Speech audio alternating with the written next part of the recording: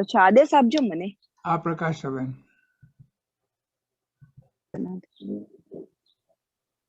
आदेश। इच्छामी खमा समणो वंदी जमणी है निसिय मथे वंदामी।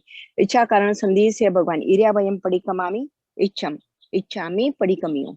इरिया वय विराणाय गमणा गमणे पाण कमणे बिय कमणे अरिय कमणे ओ साउतिंग पण गदग मटी मकड़ा संताना संकमणे जेमे जीवा बिराया एगेंदिया बेंदिया तेंदिया चोरेंदिया पंचेंदिया अभियावत्या लेसिया संगया संगठिया परिया बिया किनामिया उदविया ठाणम ठाणम संकामिया जीविया वोरोविया तसमिच्छामि रुग्णम तस उत्तरीकरणं पायचितकरणं विसोहि करणं विसलीकरणं पावाणं कम्माणं निगायण ठायठामि कौसगम अनत्थ उसस्येणं निसस्येणं खास्येणं क्षेणं जम्बायण मुडवेण वाणी सगणं बमने पित्मुछाय सुहु में मंग संचाले हिम सुहु में खेल संचाले हिम सुहु में डिटी संचाले हिम एवमाई एहिम आगारे हिम अबगो विरायुज में कौसगो जावरिहंताणं भगवंताणं नमो कारणं न पारेमी ताव कायम ठाणेणं मोणेणं जाणेणं एक लोगस नो कावसग ना आवड़े तो चार नकार अप्पाणम वो सीरामी।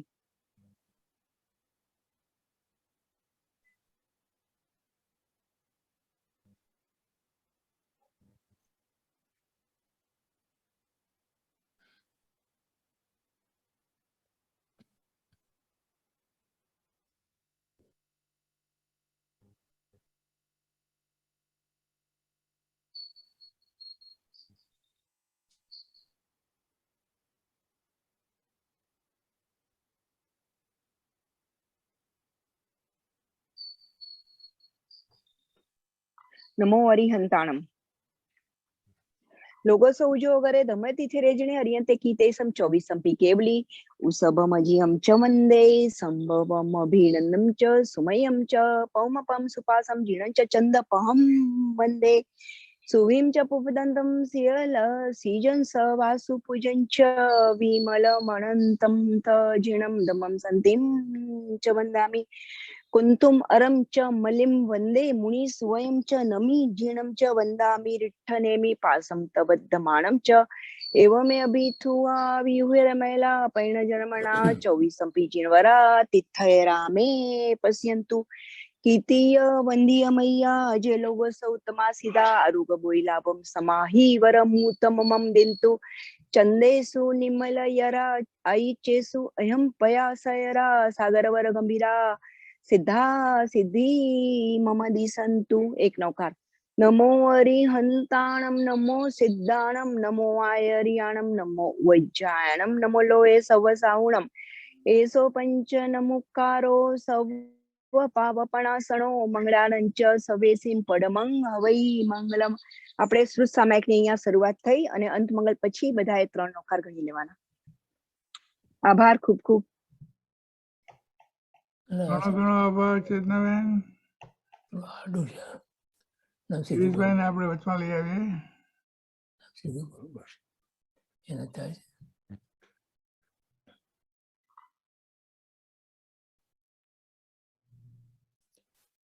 नमो अरिहंताणं नमो सिद्धाणं नमो आयर्याणं नमो वज्रायणं नमो लोय सवसाहुणं एसो पंच नमुकारो सवपावपणासनो मंगलाणं च सव्वेसिं परमं हवै मंगलम्।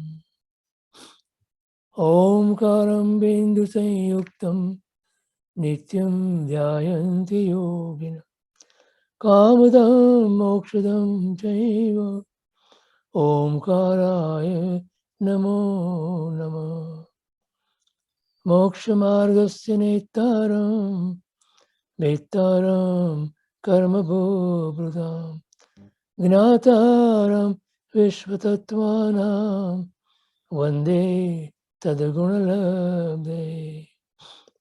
अज्ञानतिमिरान्धानां ज्ञानाञ्जनशलाकया चक्षुरुन्मीलितं येन तस्मै श्रीगुरवे नमः।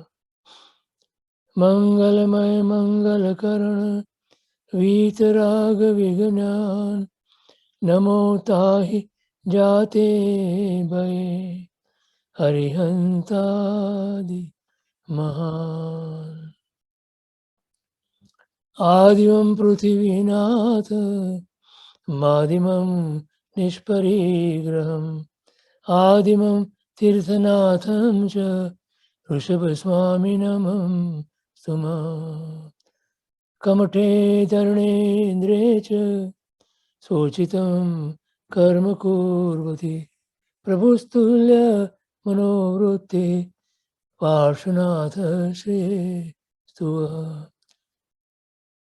यदुवंश समुद्रेन्द्रो कर्मकक्ष हुताशन अरिष्टनेमिर्भगवान् भूयादो वृष्टनाशन सुधासुदर्वाग्जोत्स्ना निर्मलीकृतदिन्मुख मृगलक्ष्मा तमः शान्ति शान्तिनाथ जिनोस्तु वः नमो दुर्वाररागादि वैरिवार निवारि अर्हते योगिनाथाय महावीरायतायिने श्रीमते वीरनाथाय सनाथाय बुद्धश्रिया महानंद सरोराज मरालायारते नमः कृतापराधेऽपि जने कृपामन्तरतारयो यशत्पास्पारद्रयोर्भद्र श्रीवीरजिननेत्रयो पन्नगे च सुरेन्द्रे च कौशिके पादसंस्पृशे निर्विशेष मनस्काय श्रीवीरस्वामिने नमः सर्वारिष्टप्रणाशाय सर्वाभीष्टार्थदायिने सर्वलब्धिनिधानाय श्रीगौतमस्वामिने नमः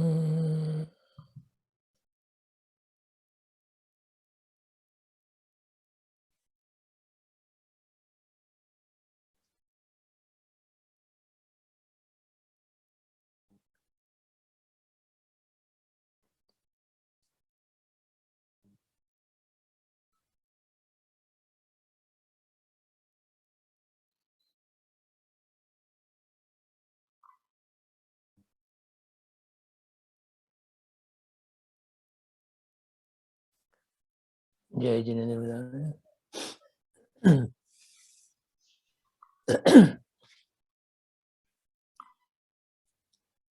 આજે શનિવાર તારીખ 29મી મે 2021 પૂજ્ય પન્યાસી ભગવંતના ગ્રંથ આત્મોત્થાનનો પાયો અંતર્ગત જે કણિકાઓ સમ્યક દર્શન ઉપર જે છે એના ઉપર ગુરુદેવની આજ્ઞાથી અને એમના આશીર્વાદથી આપણે થોડું સમજવા પ્રયત્ન કરશું.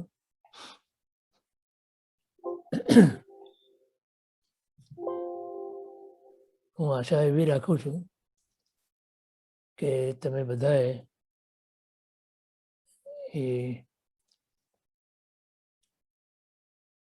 પ્રકરણ વાંચ્યું હશે, કેમ કે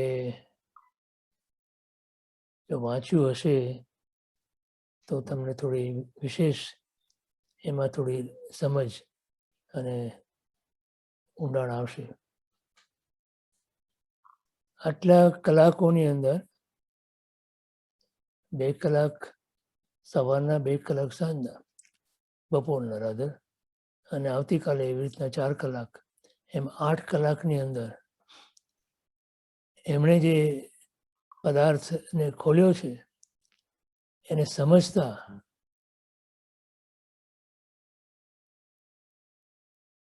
એને સમજવો રાધર 8 કલાકમાં એ શક્ય નથી. માટે આપણે એના સારભૂત એવા જે થોડા પદાર્થો છે એને આપણે સમજવા પ્રયત્ન કરશું.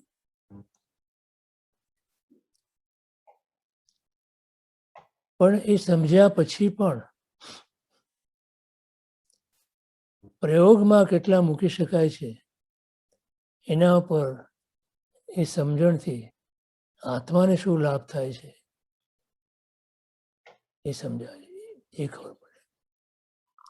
કેમ કે જો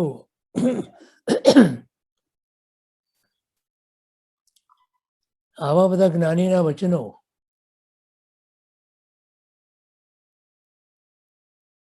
માત્ર ને માત્ર આત્માના લાભ માટે જ છે, એના માટે જ જ્ઞાની પુરુષોએ આપણને આ વચનો આપ્યા છે. મહાન ઉપકાર છે આપણા ઉપર. નહીં તો પોતે પામી ગયા અને પોતે અંદર સમાઈ ગયા, બહાર નીકળવાની એમને કોઈ જરૂર નહોતી. છતાં પણ જગતના કલ્યાણ માટે આવા મહાપુરુષો પોતે જે પામ્યા, જે રસ્તે પામ્યા, જે માર્ગે પામ્યા, એ માર્ગનું નિર્દેશન આપણા જેવા પામર જીવો માટે કરતા હોય છે. જો આપણે એનો યથાતથ્ય લાભ ન લઈ શકીએ તો એના જેવું કોઈ મોટું દુર્ભાગ્ય કે મહાન પાપનો ઉદય બીજો કોઈ ના હોઈ શકે.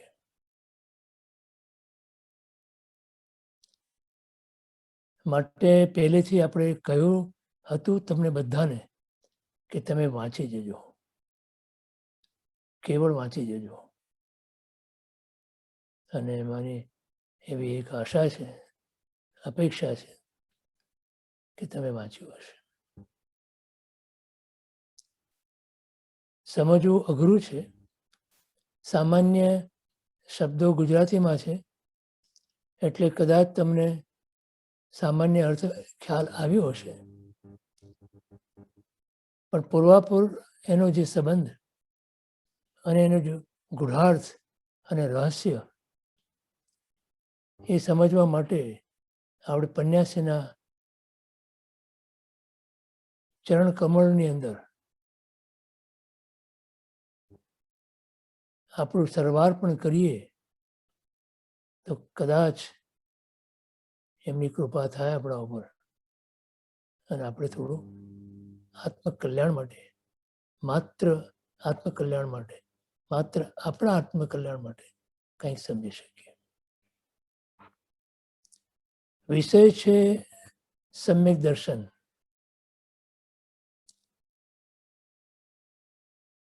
તો દર્શન શબ્દ જે અંદર છે, બે શબ્દ છે એમાં, એક છે સમ્યક અને બીજો છે દર્શન.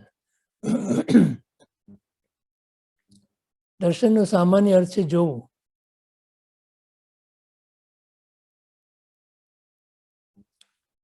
પણ પરમાર્થથી એનો અર્થ છે શ્રદ્ધા.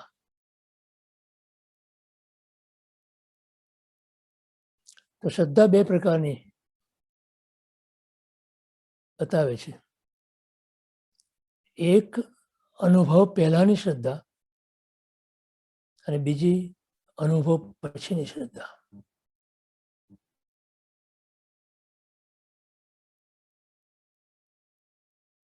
અનુભવ પહેલાની જે શ્રદ્ધા છે એમાં આપણને કોકના વચનો ઉપર, કોકના વચનો દ્વારા, કોકના વચનોથી પદાર્થ સમજાય, ખબર પડે, એનું જ્ઞાન થાય આપણને.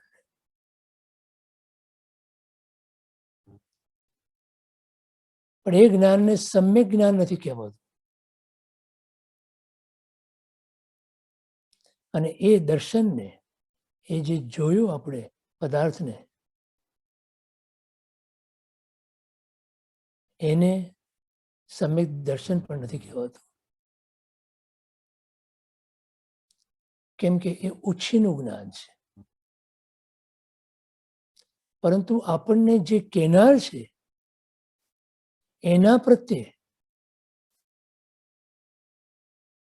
અહોભાવ, બહુમાન અને શ્રદ્ધા છે કે એ જે કહેશે એ સાચું જ હશે.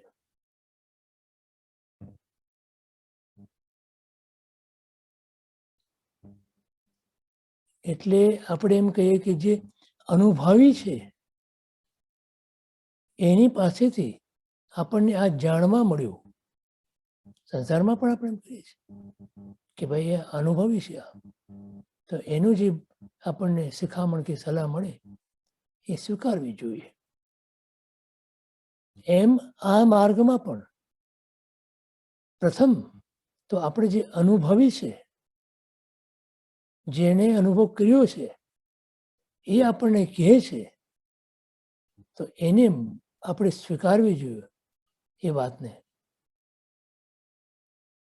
અને એવી રીતે એ અનુભવીમાં જે શ્રદ્ધા કરી અને પદાર્થને આપણે સ્વીકારીએ એ શ્રદ્ધા આપણા પોતાના અનુભવ પહેલાની શ્રદ્ધા કહેવાય.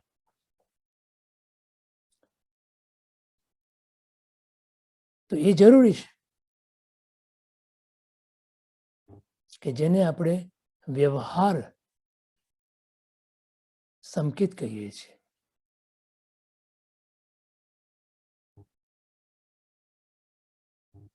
અને પછી એના બતાવેલા માર્ગ ઉપર ચાલીને જે આપણે પોતે અનુભવ કરીએ અને આપણને જે શ્રદ્ધા થાય એમાં એ બીજા નંબરની શ્રદ્ધા છે.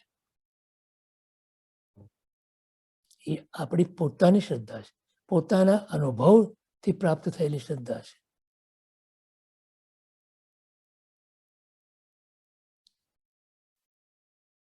તો આ બંને શ્રદ્ધા જરૂરી છે.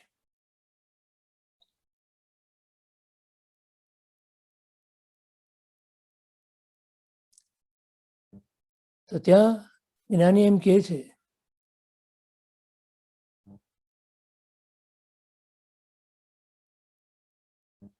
કે આપ્તપુરુષના વચનોની પ્રતીતિ રૂપ, એટલે ભગવાનના વચનોને આપણે સ્વીકારીએ એટલે ભગવાનનો પહેલા સ્વીકાર કરવો પડે.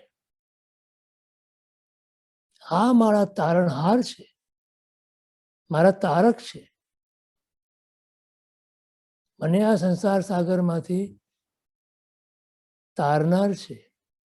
અને એ પહેલા આપણને એ લાગવું જોઈએ કે સંસાર એ દુઃખમય છે, સંસાર દુઃખ ફલક છે, સંસાર દુઃખાનુબંધી છે.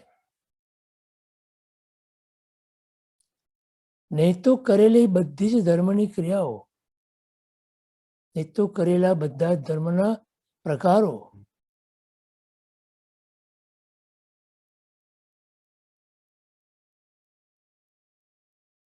અંતે નિષ્ફળ જશે.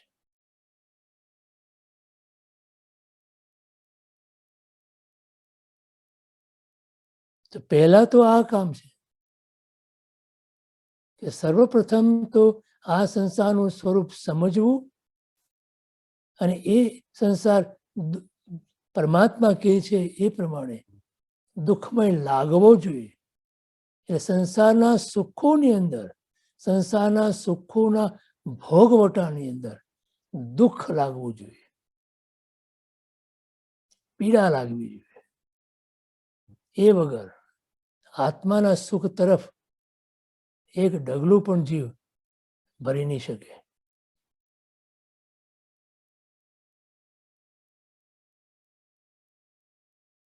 કેમ કે શ્રદ્ધા જ નહીં બેસે. પરમાત્માના વચનો ઉપર શ્રદ્ધા જ્યાં સુધી નથી ત્યાં સુધી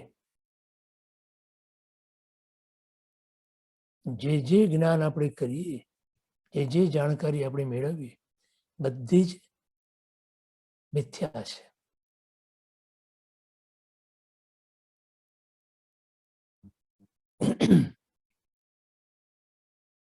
તો પહેલું કામ તો આ થાય છે, પ્રથમ પગથિયું આ છે.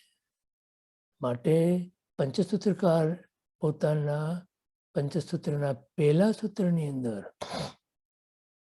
બીજી જ ગાથાની અંદર, પહેલામાં પરમાત્માને વંદન કર્યા છે અને બીજી ગાથાની અંદર આ મૂકે છે કે ભાઈ તમને આ સંસાર દુઃખમય, દુઃખ ફલક અને દુઃખાણુ બંધી લાગે છે. જો લાગતો હોય તો એમાંથી મુક્ત થવા માટે શુદ્ધ ધર્મની પ્રાપ્તિ અવશ્ય જરૂરી છે. સમજાય છે? માટે જો પુણ્યજી ભગવંત કે છે અહીંયા,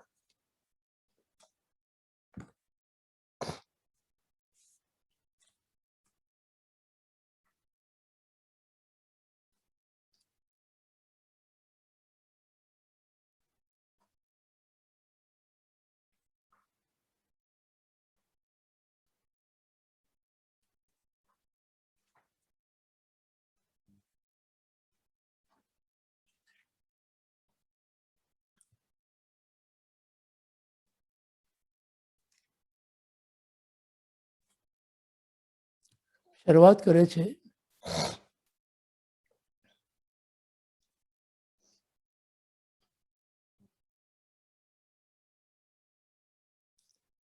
કે જેનામાં સમ્યક દર્શન છે એના લક્ષણો શું, પછી આપણે તપાસવાનું આપણામાં. સમવેગ નિર્વેદાનુકંપા અસ્તિક્ય લક્ષણૈ પશ્યભિઃ સમ્યક સમ્યક્ત્વ ઉપલપ્સ્યતે. આપણા જીવનમાં સમ્યક દર્શન છે કે નહીં તેની ઓળખાણ કરાવનારા 5 ગુણો છે. તેના નામ છે સમ, સંવેગ, નિર્વેદ, અનુકંપા અને આસ્તિક્ય.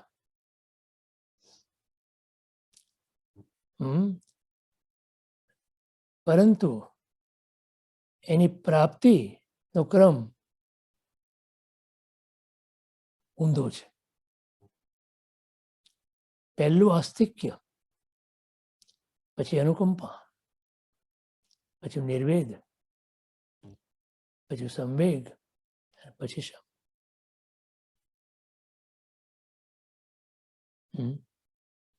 તમારા કશાયો શમી ગયા છે એમ આપણે લાગે આપણને કે માનીએ આપણે, તો એ સમ્યક્ત્વ તમને આવ્યું છે એમ નથી ગણાતું.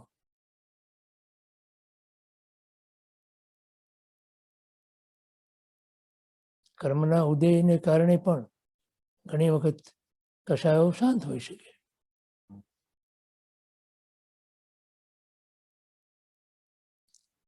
તો શું કહે છે? પહેલામાં પહેલું આ છે આસ્તિક્ય. આસ્તિક્યનો અર્થ છે શ્રદ્ધા. તે જ સાચું અને શંકા વિનાનું છે કે જે જિનેશ્વર ભગવંતોએ કહ્યું છે, અને એવી શ્રદ્ધા એ વિવેક અને પરીક્ષા વિના સંભવતી નથી.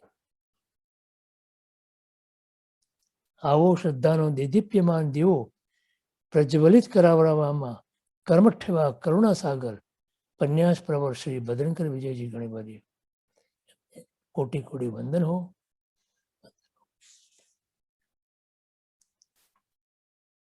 એના 24 પ્રકરણ આપ્યા છે એમણે. આપણે કંઈ 24 પ્રકરણ લઈ શકવાના નથી, પરંતુ થોડુંક આમાંથી વિચારીએ છીએ.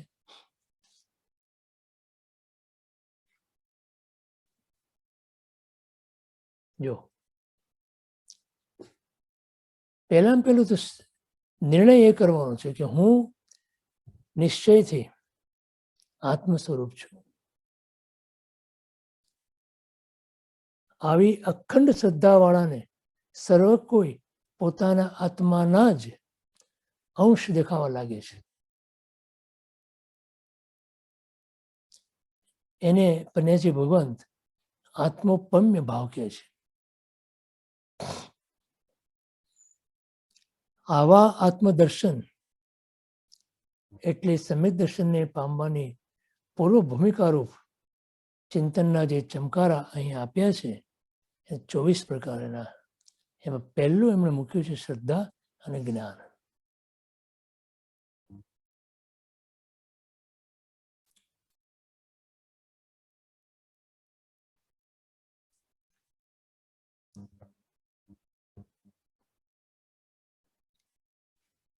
એમાં એમણે મનુષ્ય ભાવની પ્રધાનતાનું વાત કરી અને આગળ એમ કહે છે કે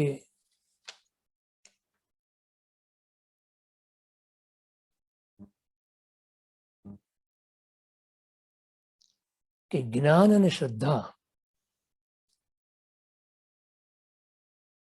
એ બંને આત્મગુણો હોવાથી તે બંનેને એકમેકથી જુદા પાડી સમજવા જરા મુશ્કેલ છે. તો પણ જેઓએ પોતાના જ્ઞાન ગુણને સુરક્ષિત અને નવપલ્લવિત બનાવવો હશે તેઓને એ બંનેનો ભેદ સમજ્યા વિના ચાલે તેમ નથી.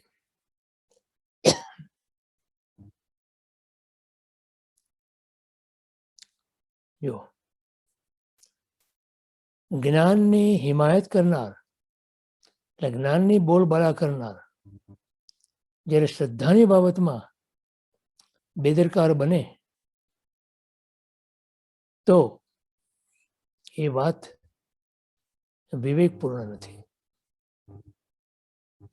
જ્ઞાનને સમ્યક બનાવનાર શ્રદ્ધા છે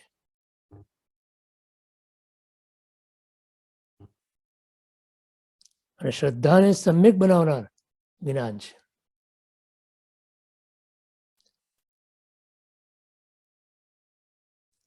હવે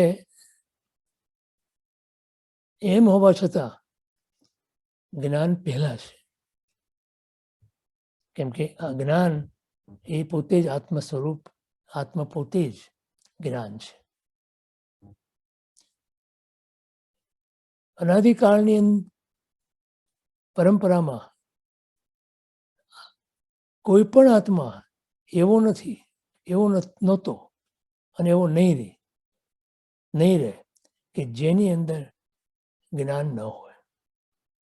એટલે જ્ઞાન એટલે જ આત્મા. પણ એ જ્ઞાન વિપરીત જ્ઞાન કહેવાય છે. તો એ જ્ઞાન એને માટે ભાવની પરંપરા વધારનાર બનતું અને ભાવની નિવૃત્તિ કરાવનાર ક્યારે બને છે જ્ઞાન? તો કે એમાં જ્યારે શ્રદ્ધા ભળે છે ત્યારે. અને એ શ્રદ્ધાને સમ્યક શ્રદ્ધા કહેવાય અથવા સમ્યક દર્શન કહેવાય. દર્શન શબ્દ એટલા માટે વાપરે છે ત્યાં શ્રદ્ધાના રૂપમાં કે પરમાત્માએ જે રીતે જગતનું દર્શન કર્યું, જગતના પદાર્થોનું દર્શન કર્યું, તે જ રીતે હું પણ જ્યારે જગતનું દર્શન કરું કે જગતના પદાર્થોનું દર્શન કરું તો મારું એ દર્શન સમ્યક એટલે કે સાચું કહેવાય. અને માટે સમ્યક દર્શનને શ્રદ્ધા પણ કીધી, સમ્યક શ્રદ્ધા પણ કીધી. માટે દર્શન અને શ્રદ્ધા એ બંને શબ્દ નો અર્થ એક જ છે. તો આવા શ્રદ્ધા યુક્ત જે જ્ઞાન જીવ એ જીવને તારનાર બને.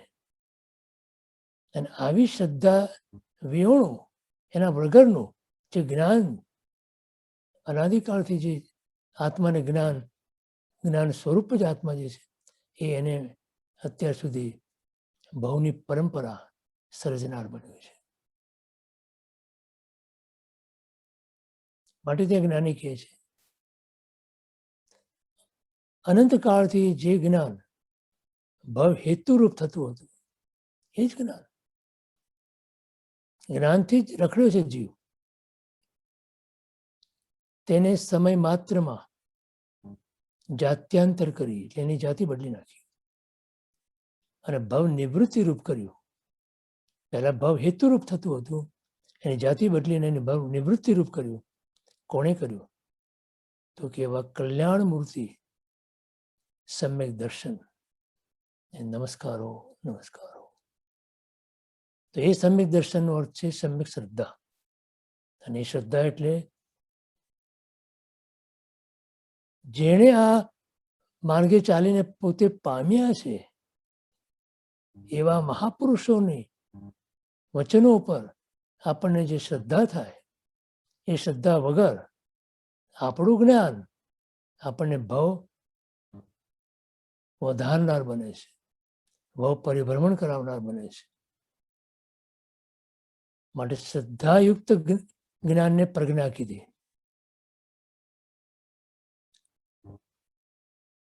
કે જે વિવેકથી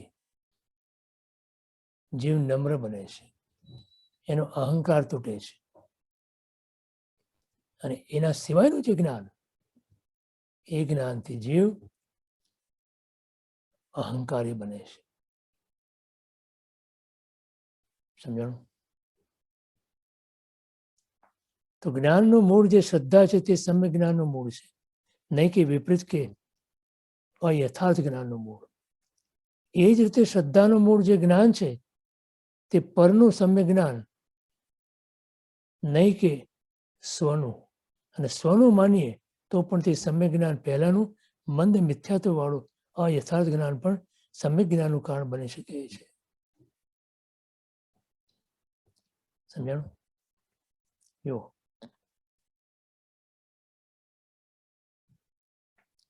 જ્યાં સુધી મિથ્યાત્વ મંદ નથી થતું, ત્યાં સુધી જીવને આ દિશામાં એક ડગલું ભરવાની પણ ઈચ્છા થતી નથી.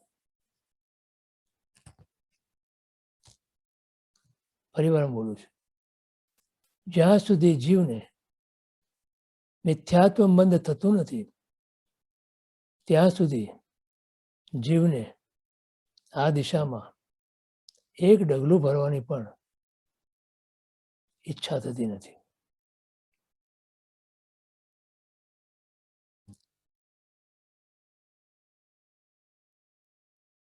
જો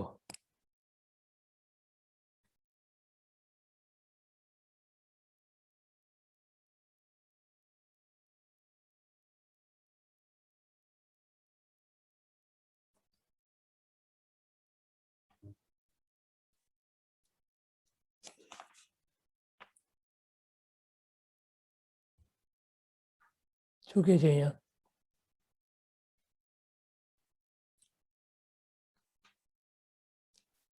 જ્ઞાનને સુધારનાર એટલે વિપરીત જ્ઞાનને સમ્યક બનાવનાર શ્રદ્ધા છે,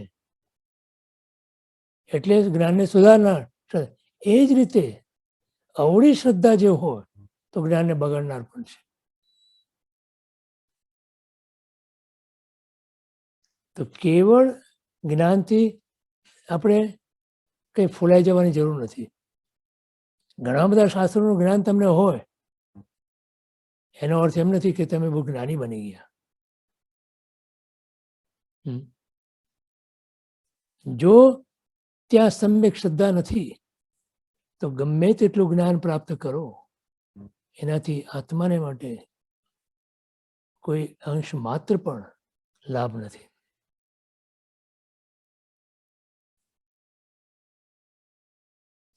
વિશાળમાં વિશાળ જ્ઞાન પણ વિપરીત શ્રદ્ધાથી યુક્ત હોય તો તે જ્ઞાન તારનારું થઈ શકતું નથી, કિંતુ ડૂબાડનાર થાય છે.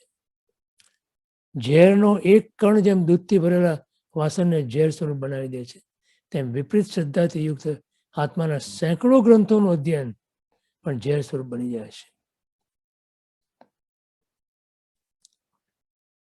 9:30 પૂર્વનું જ્ઞાન હોવા છતાં એને ભગવાન અજ્ઞાની કહે છે કે જો સમ્યક શ્રદ્ધા નથી તો.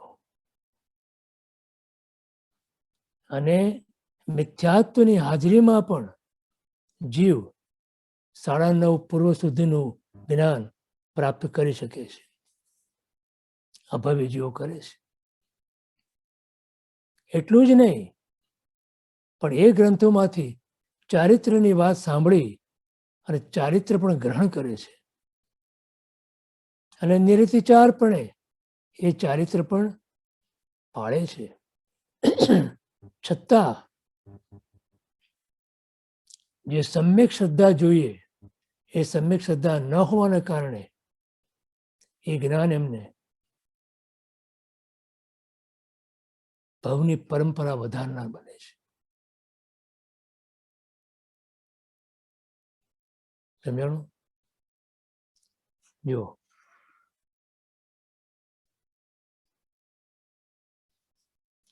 જ્ઞાનના મદમાં આવીને એટલે અભિમાનમાં, કેમ કે જ્ઞાનની વિકૃતિ અહંકાર છે. જેઓએ પોતાની શ્રદ્ધાને સુધારવાનો પ્રયત્ન છોડી દીધો તેઓ જ્ઞાની તો બન્યા પણ પોતાની સ્થિતિ કે ગતિને સુધારી શક્યા નહીં. આત્માની ગતિ અને સ્થિતિ ઉભયને સુધારવા માટે એકલું જ્ઞાન કદી ફળદાયક થઈ શકતું નથી, કિંતુ યથાર્થ શ્રદ્ધાયુક્ત જ્ઞાન જ એક કાર્ય સાધક બને છે અને શ્રદ્ધાની પ્રાપ્તિ એ સૌથી દુષ્કર છે. એટલે કીધું શાસ્ત્રકારોએ, શ્રદ્ધા પરમ દુર્લભ. શ્રદ્ધા પરમ દુર્લભ છે. અને શ્રદ્ધા એને થાય સાચી કે જે પોતાનો અહંકાર તોડે, અહંકાર મૂકે, અહંકાર ગુરુના ચરણમાં અર્પિત કરી દે. એને બીજાને નહીં. આજે ગુરુ ગૌતમ સ્વામીની વાત આપણે વારંવાર કહીએ છીએ. 4 વેદ અને 14 પુરાણના જાણકાર આખા ભારતની અંદર સર્વશ્રેષ્ઠ બ્રાહ્મણ પંડિત હતા. ઇન્દ્રભૂતિ ગૌતમ. ગૌતમ એમનો વંશનું નામ હતું અને ઇન્દ્રભૂતિ એમનું પોતાનું નામ હતું. આટલું બધું જ્ઞાન હોવા છતાં પણ પોતે અજ્ઞાની હતા, કારણ કે મિથ્યાત્વ,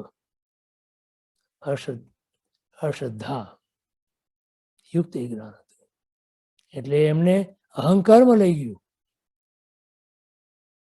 અને એ અહંકારના કારણે બીજો જીન કોઈ હોઈ ન શકે આ ભાવ આવ્યો. અને એ અહંકાર જાણે એમણે પરમાત્મા મહાવીરદેવના ચરણોમાં મૂક્યો અને પોતે નતમસ્તક થઈને ઉભા રહ્યા. ત્યારે જે જ્ઞાન થયું એમને, એ જ્ઞાન કેવળ ભગવાનના 3 શબ્દો ઉપર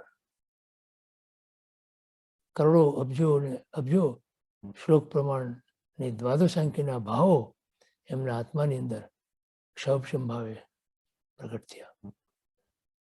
કોણે કામ કર્યું? પરમાત્મા મહાવીરદેવ પ્રત્યેની એમની શ્રદ્ધાએ.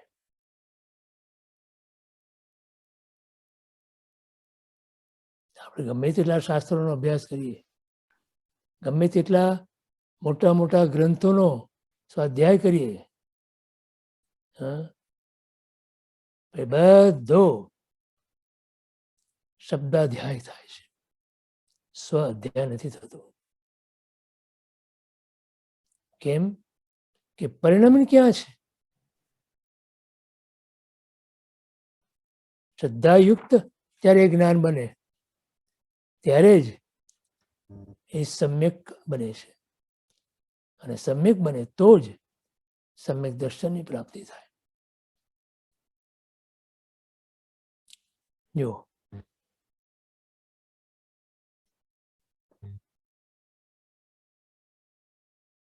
શું બને છે?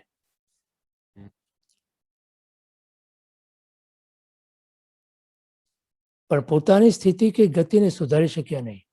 આત્માની ગતિ અને સ્થિતિ ઉભયને સુધારવા માટે એકલું જ્ઞાન કદી ફળદાયક થઈ શકતું નથી, કિંતુ યથાર્થ શ્રદ્ધાયુક્ત, યથાર્થ એટલે સાચી શ્રદ્ધાયુક્ત જ્ઞાન જ એક કાર્ય સાધક બને છે. અહીંયા જકાર છે. અને શ્રદ્ધાની પ્રાપ્તિ એ સૌથી દુષ્કર છે. જ્ઞાનની પ્રાપ્તિ દુન્યવી લોભથી પણ થઈ શકે છે, જ્યારે દુન્યવી લોભ એ સમ્યક શ્રદ્ધાની પ્રાપ્તિમાં કામ આવી શકતો નથી, ઉલટો અંતરાયરૂપ થઈ પડે છે.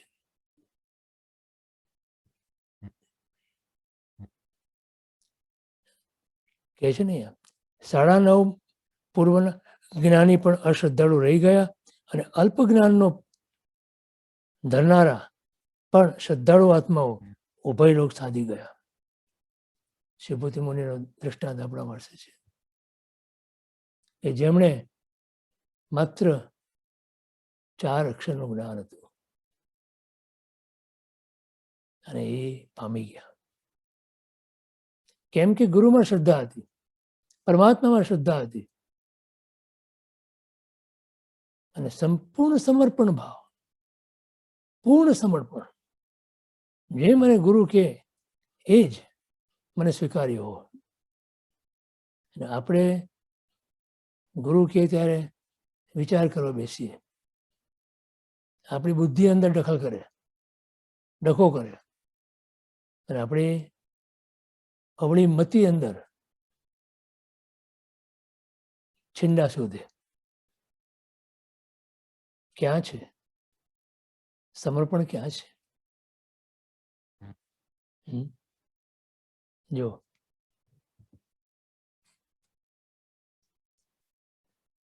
હવે કે છે અહીંયા કે શ્રદ્ધાની પ્રાપ્તિ દુષ્કર એટલા માટે છે કે અમુક અંશે પણ દુનિયાવી સ્વાર્થથી નિષ્પૃહ બન્યા સિવાય એ પ્રગટ થઈ શકતી નથી. હમણાં જ આપણે શરૂઆતમાં વાત કરી, સંસાર જેને દુઃખમાં લાગ્યો છે, સુખની અંદર પણ અનેક પ્રકારના સુખ હોવા છતાં જેને સંસાર દુઃખમય લાગ્યો છે,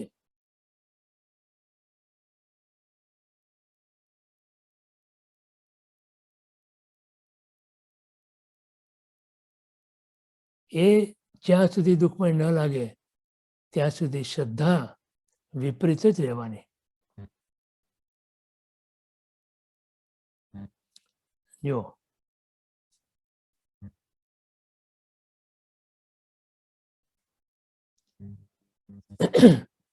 અહીંયા કે છે, આ કારણે ઉત્તમ અગર અધમ મનુષ્યની સાચી પરીક્ષા તેનામાં કેટલું જ્ઞાન છે એની તપાસ દ્વારા થઈ શકતી નથી, પરંતુ તે કેવી જાતની શ્રદ્ધા ધરાવે છે, અર્થાત તેની શ્રદ્ધા, વિશ્વાસ અને રુચિ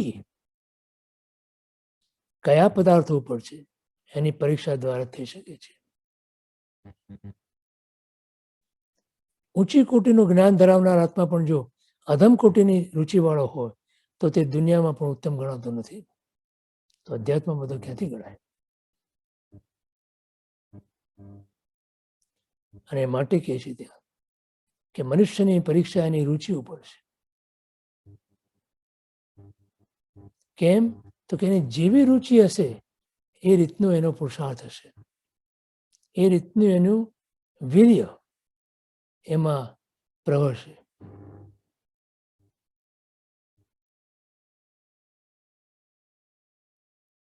ધનની રુચિવાળો હશે તો ધન કમાવા માટેની એની પુરુષાર્થ કરશે. ધર્મની રુચિવાળો હશે એ ધર્મ માટે એનો પુરુષાર્થ કરશે.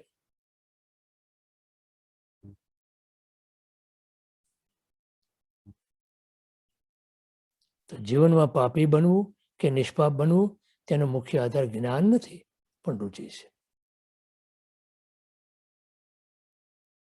તો એ રુચિને સુધારનારું જ્ઞાન એ તારક બને છે અને એને બગાડનારું જ્ઞાન મારક બને છે. એટલે હવે સમજાય છે ને કે જ્ઞાન કરતા પણ શ્રદ્ધાની કિંમત વધારે છે, રુચિની કિંમત વધારે છે. જ્ઞાન ઓછું હશે તો ચાલશે પણ શ્રદ્ધા અકબંધ જોઈશે, કેમ કે સમ્યક દર્શન એટલે શ્રદ્ધા.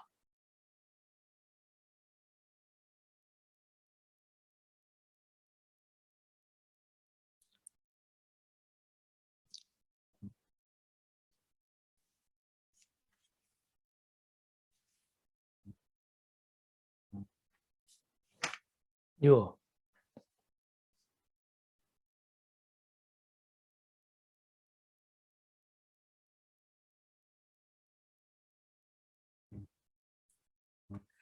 હવે એક મહત્વનો પ્રશ્ન અહીંયા ઊભો કરે છે, જે આપણને ઘણા બધાને આ પ્રશ્ન થતો હોય છે કે ભાઈ અમને ખબર છે પણ અમારાથી એ થતું નથી, આચરણમાં નથી મૂકી શકતા અમે. અને અમુક લોકો તો એમ બી કહેતા હોય છે કે અમને હવે બહુ જાણવાની પણ જરૂર નથી લાગતી. કેમ? તો કે જાણીને શું કરવાનું, અમારાથી આચરણમાં તો મુકાતું નથી. બરાબર ને? જે અહીં પ્રશ્ન કરે છે. દુર્યોધન નો એક પ્રખ્યાત શ્લોક છે મહાભારતનો, જાનામિ ધર્મમ નચ મે પ્રવૃત્તિ, જાનામ્ય અધર્મમ નચ મે નિવૃત્તિ. દુર્યોધન કહે છે કે હું ધર્મ જાણું છું, કારણ કે બધા દ્રોણાચાર્ય પાસે ભણ્યા હતા. યુધિષ્ઠિર પણ ત્યાં ભણ્યો અને દુર્યોધન પણ ત્યાં ભણ્યો હતો. ધર્મને જાણે છે અને અધર્મને પણ જાણે છે. પણ દુર્યોધન શું કહે છે કે હું જાણું છું છતાં પણ એમાં હું પ્રવૃત્ત થઈ શકતો નથી, હું એને આચરણમાં મૂકી શકતો નથી. અને અધર્મને જાણું છું છતાં એમાંથી નિવૃત્ત થઈ શકતો નથી. બોલો, આ દશા છે ને આપણી પણ. ઘણા લોકો કહે છે કે અમને ખબર છે પણ અમારાથી થતું નથી.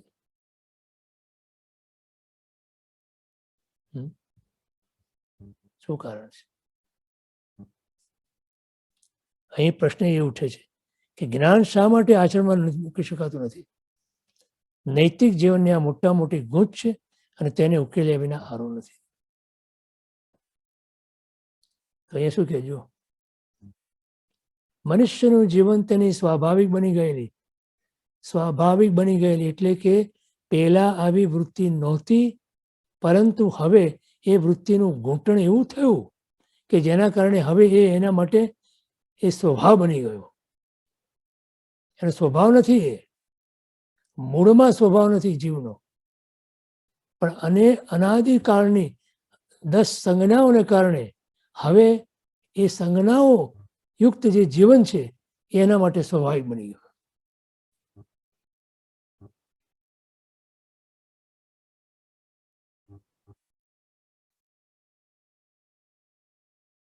જો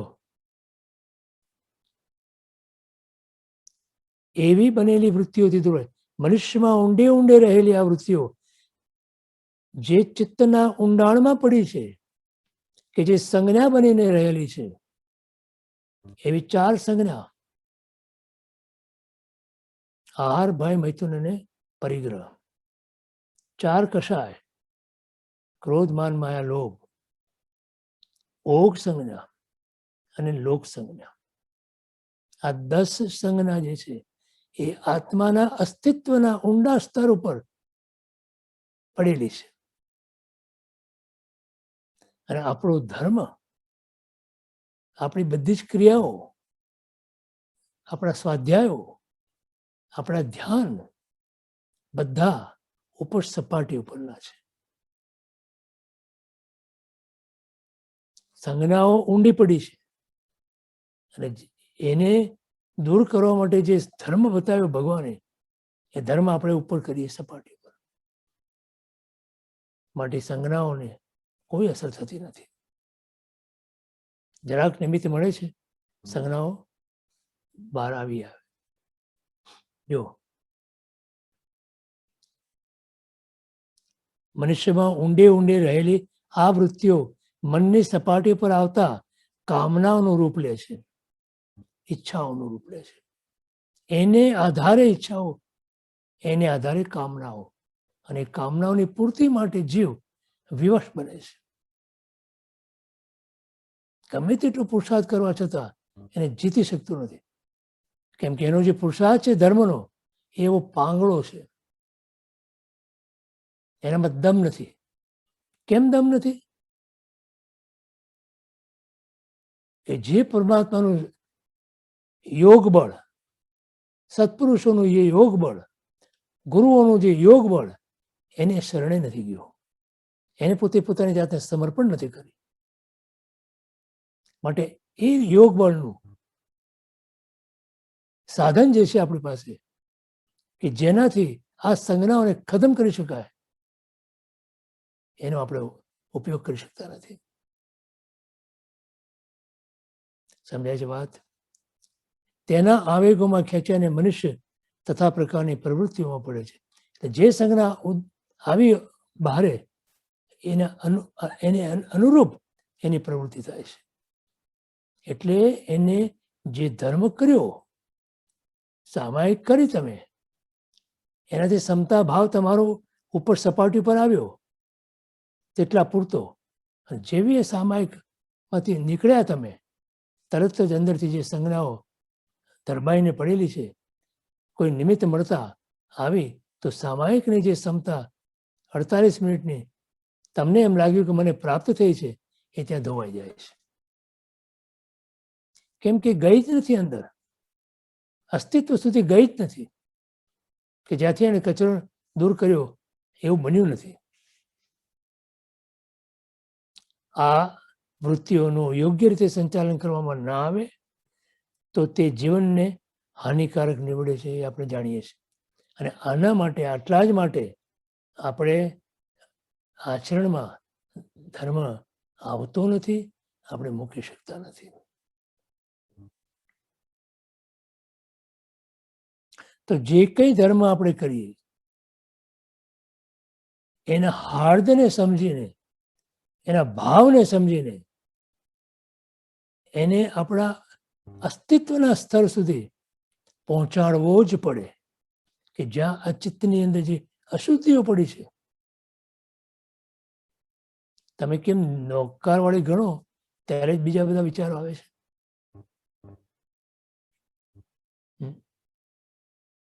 અને ભોજન કરવા બેસો અને કોઈ તમારી વાનગી મનગમતી આવી તો એમાં તમે એટલા ડૂબી જાઓ છો કે બીજા કોઈ વિચારો તમને આવતા નથી.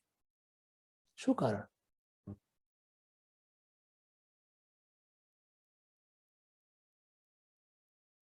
તો સમજાય છે કે કેમ ધર્મનું આચરણ આપણું સમ્યક બનતું નથી. તો કે ભોજનની અંદર જે રસ અને રુચિ છે, એવો રસ અને રુચિ આપણને પોતાના સ્વરૂપની અંદર, પોતાના આત્માની અંદર, આત્માના સ્વભાવની અંદર, આત્માની જાગૃતિમાં નથી. તો એ વગર સમ્યક દર્શનની પ્રાપ્તિ લાગે છે કે થશે તમને? 3 કાળમાં નહીં બની શક્યા. રુચિને ફેરવવી પડશે. સમ્યક દર્શનની પ્રાપ્તિમાં પ્રથમ કામ આ કરવું પડશે. જો, અને આ યોગ્ય સંચાલન માત્ર જ્ઞાનથી જ થઈ શકે છે. માટે સ્વાધ્યાય એ ઉત્તમ પ્રકાર છે એના માટેનો. 5 પ્રકારના પંચવિધ સ્વાધ્યાય જે છે, એ પંચવિધ સ્વાધ્યાય આના માટે ઉત્તમ છે. પરંતુ આપણે એ સ્વાધ્યાય કરવાના બદલે શબ્દાધ્યાય કરીએ છીએ, માટે નથી બનતું. અને સ્વાધ્યાયની અંદર પણ એ 5 પ્રકારની અંદર મુખ્ય આપણા માટે જે પરમ ઉપકારી બને છે એ અનુપ્રક્ષા, કે જે અનુપ્રક્ષાની અંદર આપણે એક ડગલું પણ જઈ શકતા નથી આગળ કે ઊંડા.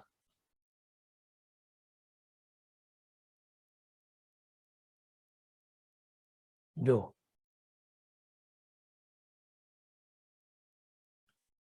તેથી જ્ઞાન એ નૈતિક જીવનની આંખોના સ્થાને છે. ચારિત્ર્ય ઘડવામાં, ચારિત્ર્યનો અર્થ બીજો કાંઈ જ નથી.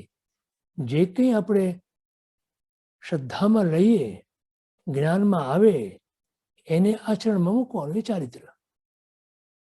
અને આપણને આચરણમાં મુકાતું નથી, એની પાછળનું આ કારણ. ઘડવામાં કે નીતિના માર્ગે ચાલવામાં જ્ઞાનરૂપી ચક્ષુની અને બુદ્ધિરૂપી પ્રકાશની ખૂબ જ જરૂર છે. પણ કયું જ્ઞાન? શ્રદ્ધાયુક્ત જ્ઞાન. કઈ શ્રદ્ધા? પરમાત્માના વચનોની અંદર, ગુરુના ઉપદેશની અંદર. આ જ્ઞાન માત્ર શાબ્દિક કે પોપટી હોય તો નકામું છે. અને આપણું બધું જ્ઞાન અત્યાર સુધી તમે વિચારો તો માત્ર શબ્દ, એટલે એને આપણે સ્વાધ્યાય નથી કરવાતું, એને શબ્દાધ્યાય કહીએ છીએ, અથવા પોપટિયું જ્ઞાન. પોપટને જેમ શીખવાડ્યું હોય ને કે બિલાડી આવે તો ઉડી જવાનું, ખબર છે ને દ્રષ્ટાંત?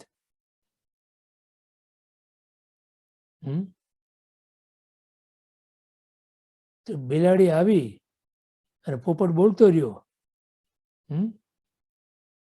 બિલાડી આવે તો ઉડી જવાનું, બિલાડી આવે તો ઉડી જવાનું, બોલતો જ રહ્યો, ઉડી ના ગયો.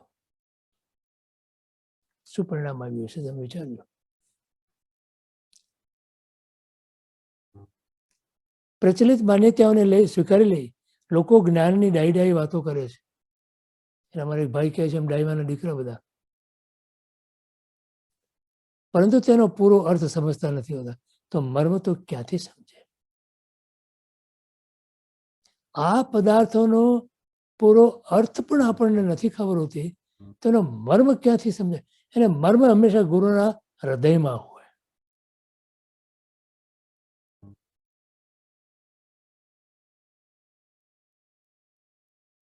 અને એ ગુરુને તમે જ્યાં સુધી 100% સંપન્ન પણ ના થાવ ત્યાં સુધી તમને અર્થ નો મર્મ આવી ના શકે, પામી ના શકો તમે.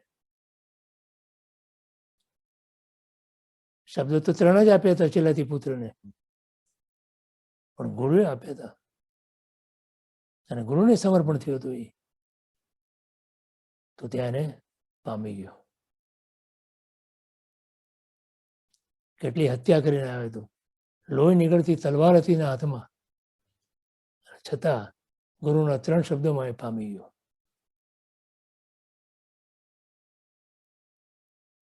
પણ આપણને તો આ બધી વાર્તાઓ લાગે છે, એમાં સત્ય નથી લાગતું, તથ્ય નથી લાગતું, એનો મર્મ નથી પકડતા આપણે.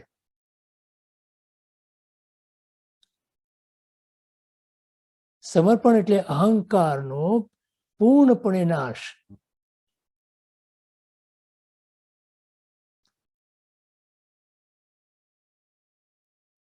હું જ્યારે સંપૂર્ણપણે ખસી જાઉં ત્યારે ગુરુ આવે. કબીરજી કહે છે ને, પહેલે હમ થે गुरु नहीं, अब गुरु है हम नाही. क्यों कि प्रेम की गली अति सागड़ी तामे दो न समाय.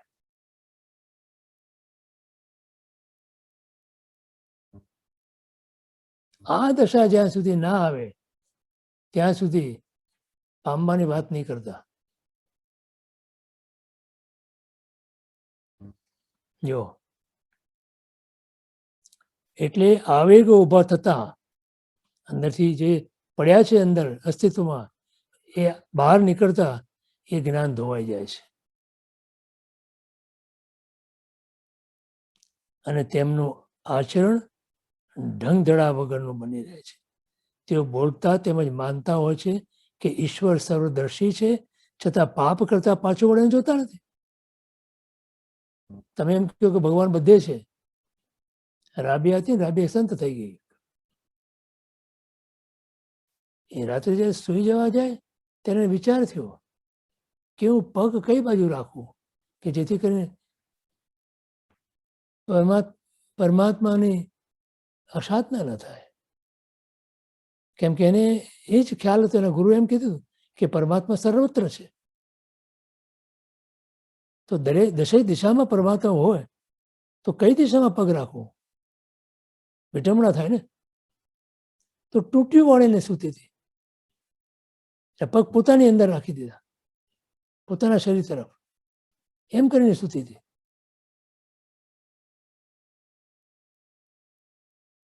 તો જેને એવું લાગે કે પરમાત્મા બધે જ છે, બધે જ થી મને જોઈ રહ્યા છે, એ પાપ કરી શકે ખરા?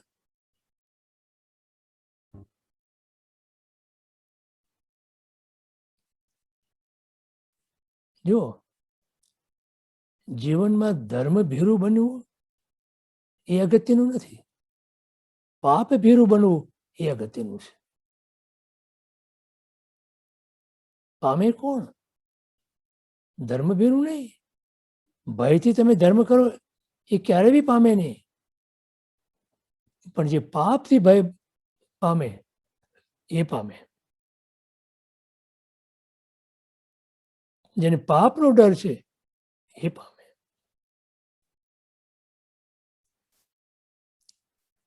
દીક્ષા લે, સાધુ બને શેના માટે? નિષ્પાપ જીવન માટે. ચારિત્ર્ય ધર્મ અંગીકાર કરે છે શેના માટે? નિષ્પાપ જીવન માટે. શ્રાવકના 12 વ્રતો શેના માટે છે? નિષ્પાપ જીવન માટે. સંસાર એ 18 પાપ સ્થાનકની પરિણતિ રૂપ ખીચડો છે. એમાં બે મોટા પાપ છે. એક દ્રવ્ય પાપ પહેલું, અને બીજું ભાવ પાપ, એનાથી બી વધારે મોટું 18મું. એનાથી ડરવાનું છે, એનાથી મુક્ત થવાનું છે. જો ઈશ્વરના દેખતા પાપ શી રીતે થઈ શકે? એ પ્રશ્ન તેમને ભાગ્યે સ્પર્શતો હોય છે. જેને સ્પર્શે એ સંત બની જાય, ભક્ત બની જાય.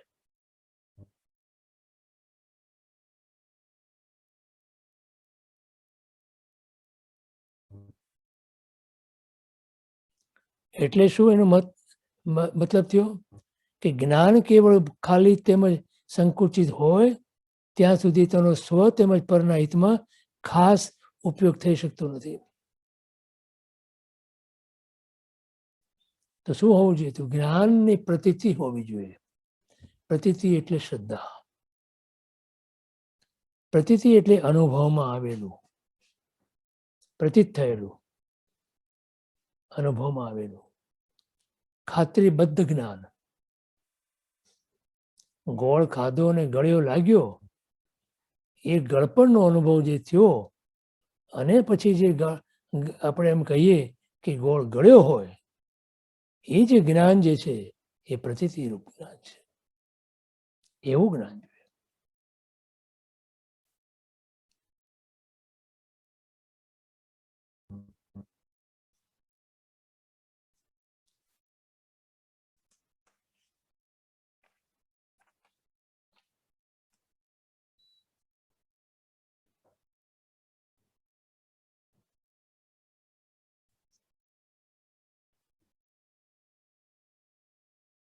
હવે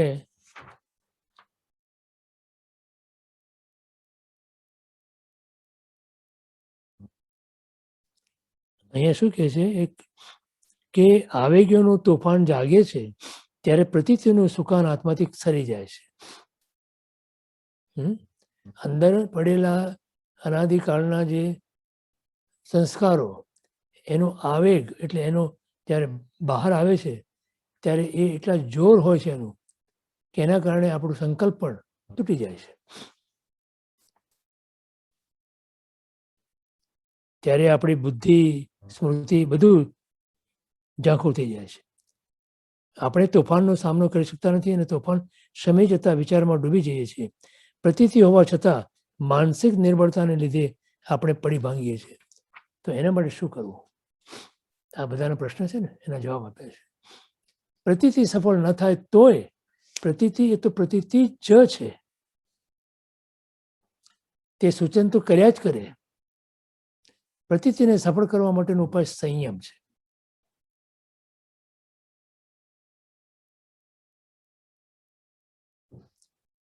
દશવૈકાલિક સૂત્રના પ્રથમ સૂત્રની અંદર સ્વયંભર સ્વામી કહે છે ત્યાં ધમ્મો મંગલ મુક્તિટમ અહિંસા સંયમો તમો દેવાવિતમ નમમ સ્વામી તસ્ ધમ્મ સડામણો. જેના મનની અંદર આ ધર્મ વસ્યો છે. કયો ધર્મ? અહિંસા, સંયમ અને તપ. તૃપ્તિ, તપ એટલે સંતોષ, પરિપૂર્ણતા. સંયમ એટલે પાંચેય ઇન્દ્રિયોનો સંયમ. ગોપવી દેવી અને અહિંસા, મારા થકી કોઈ જીવની વિરાધના ન થાય, સાધના ન થાય. આ ત્રણ જેના મનમાં છે એને દેવો પણ નમસ્કાર કરે છે.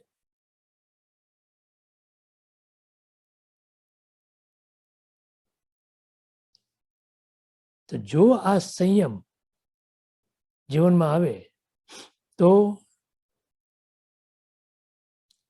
આવેગોને નિગ્રહથી, વ્રત નિયમથી સંયમિત બનાવવામાં આવે તો આવેગો તક લે તે પહેલા જ તેમને કેળવી લેવા જોઈએ.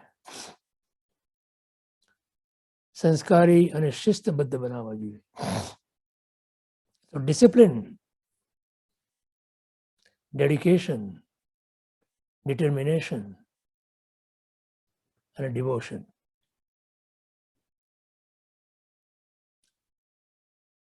ધર્મમાં કે પોતાના આત્માના કલ્યાણ માટે આ જરૂરી છે.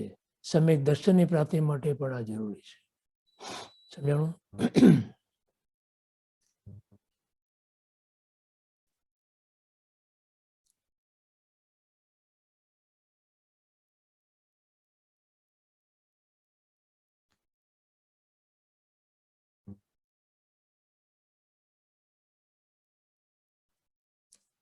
હવે બીજું એમ કહે છે આપણને કે વિચાર, આચાર અને શ્રદ્ધા માત્ર એકલો વિચાર કરવાથી નહીં વળે. એ વિચારને આચારમાં મૂકવાથી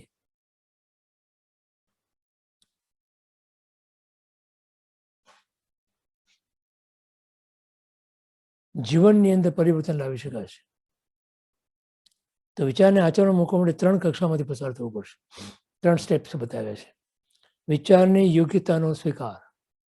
જે આપણે વિચાર આવે એ મારા આત્માના કલ્યાણ માટે યોગ્ય છે એ ગુરુગમથી જાણવું. બીજું, એ જ વિચારની પ્રતીતિપૂર્ણ ખાતરી. અને ત્રીજું, એ વિચારમાં જીવંત શ્રદ્ધા. જીવંત શ્રદ્ધાનો અર્થ છે કે જાગૃતિપૂર્વકની શ્રદ્ધા. ઓઘે ઓઘે શ્રદ્ધા નહીં, જાગૃતિપૂર્વક. જો આપણે વિચાર અને આચાર વચ્ચેનું અંતર દૂર કરવું હોય તો જે વિચાર આપણે અપનાવ્યો હોય તેના પર વારંવાર મનન અને ચિંતન કરવું જોઈએ. એક આ મનન અને ચિંતન એ બહુ મોટી ખોટ છે આપણી. અને ઘણા લોકો આવીને કહે છે મને કે અમે મનન નથી કરી શકતા કે ચિંતન નથી કરી શકતા. તો કેમ નથી કરી શકતા? એની પાછળ કારણ શું છે?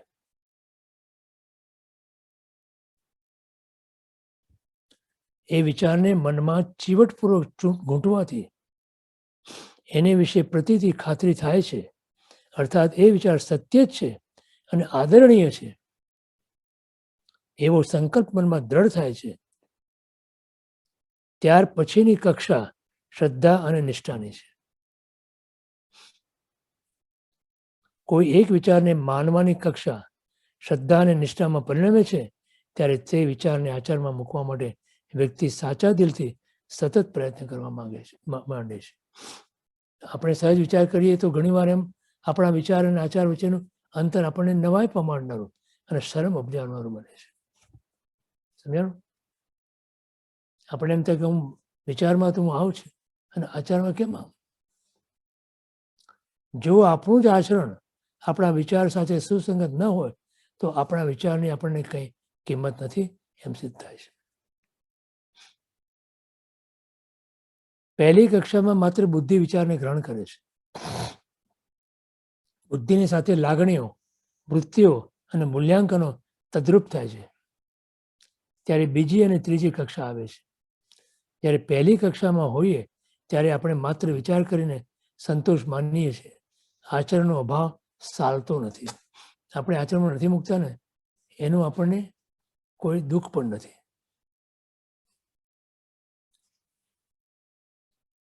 અને પાછા આપણે કહીએ પણ છીએ કે મારે આચરણમાં હું મૂકી શકતો નથી, પણ મને વિચારમાં તો બધું દ્રઢ છે, તો ચાલે. બીજી કક્ષામાં આચરણનો અભાવ અસંતોષ ઉત્પન્ન કરે છે. આ બીજી કક્ષામાં તમે આવો ત્યારે તમારું આચરણ તમને જોઈને તમને અસંતોષ તો થવો જોઈએ કે મારાથી થતું નથી આ, અને આચરણ તરફ પ્રેરે છે. અને ત્રીજી કક્ષામાં આપણા વિચારને આપણે પૂર્ણ ઉત્સાહથી મન વચન અને તન ધનથી આચરણમાં મૂકીએ છીએ. એટલે you have to go through this all 3 steps in order to make sure કે તમારો વિચાર અને આચરણ એકરૂપ બને.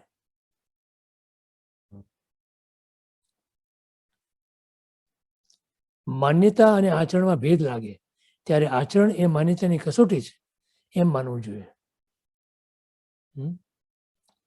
એ માન્યતા માટે આપણે સમય, શક્તિ અને ધનનો કેટલો ભોગ આપવાને તૈયાર છે તેના ઉપર આપણી શ્રદ્ધાનું માપ છે. બરોબર ને? જેમાં આપણને શ્રદ્ધા છે એના માટે આપણે બધું જ કરવા તૈયાર છે. એના માટે બધો ભોગ આપવા તૈયાર છે, સમયનો ભોગ આપવા તૈયાર છે, શક્તિનો ભોગ આપવા તૈયાર છે. તો એનો અર્થ એમ થયો ને કે મને આત્માનું હજી મહત્વ આવ્યું નથી. આત્માનો પામવા માટેનું કોઈ ઝંખના પણ નથી. એ ઝંખના જ્યારે તીવ્ર બને ત્યારે આત્માની પ્રાપ્તિ થવાની શક્યતા ઊભી થાય છે. જો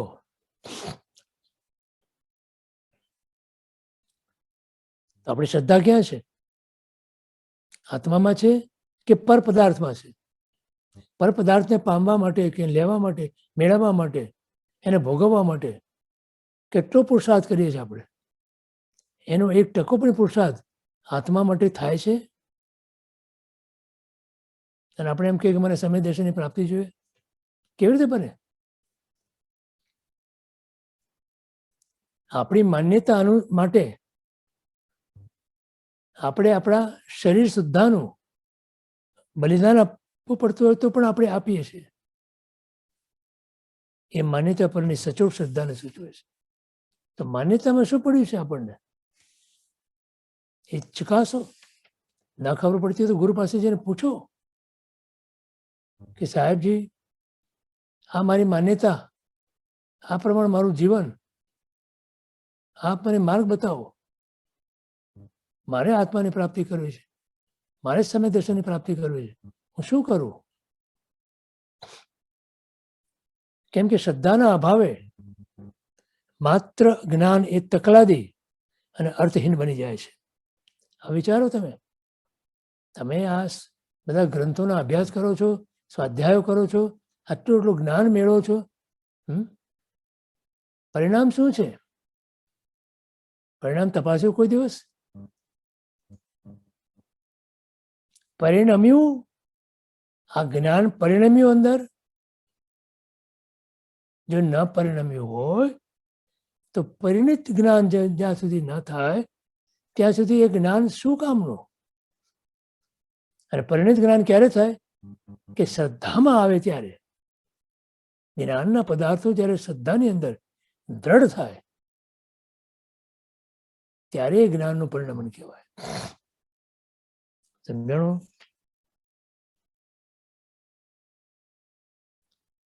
કેમ કે શ્રદ્ધા વિના માત્ર દ્રષ્ટિ કે જ્ઞાન ઉપયોગી થઈ શકતા નથી. લખી રાખજો. જો આપણે આ દાખલો લઈએ છીએ, વિષ મારે, ઝેર મારક છે, અગ્નિ બાળે, તેમ પાપ દુઃખ આપે એવું જ્ઞાન થવા છતાં શ્રદ્ધાની કમીના કારણે વિષ અને અગ્નિની જેમ પાપથી પાછા ફરાતું નથી. બોલો, આ શ્રદ્ધા છે? કેવી શ્રદ્ધા? કે ઝેર મારક છે, અગ્નિ બાળનાર છે, એવી શ્રદ્ધા છે કે પાપ આત્માને માટે સંસાર પરિભ્રમણ કરાવવામાં અને દુઃખ આપવામાં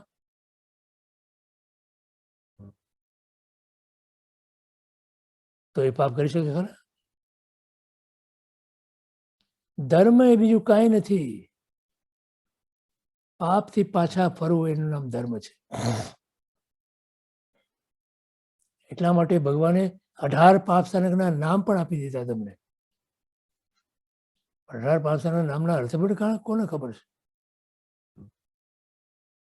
હમ?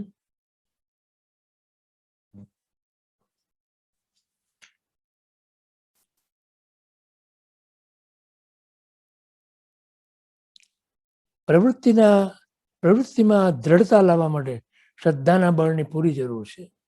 જ્ઞાન અને વિવેકને સફળ બનાવનાર એક શ્રદ્ધા જ છે. અને શ્રદ્ધા એ જ સમ્યક દર્શનની પ્રાપ્તિમાં પરિપૂર્ણ રીતે કાર્યકારી બને છે.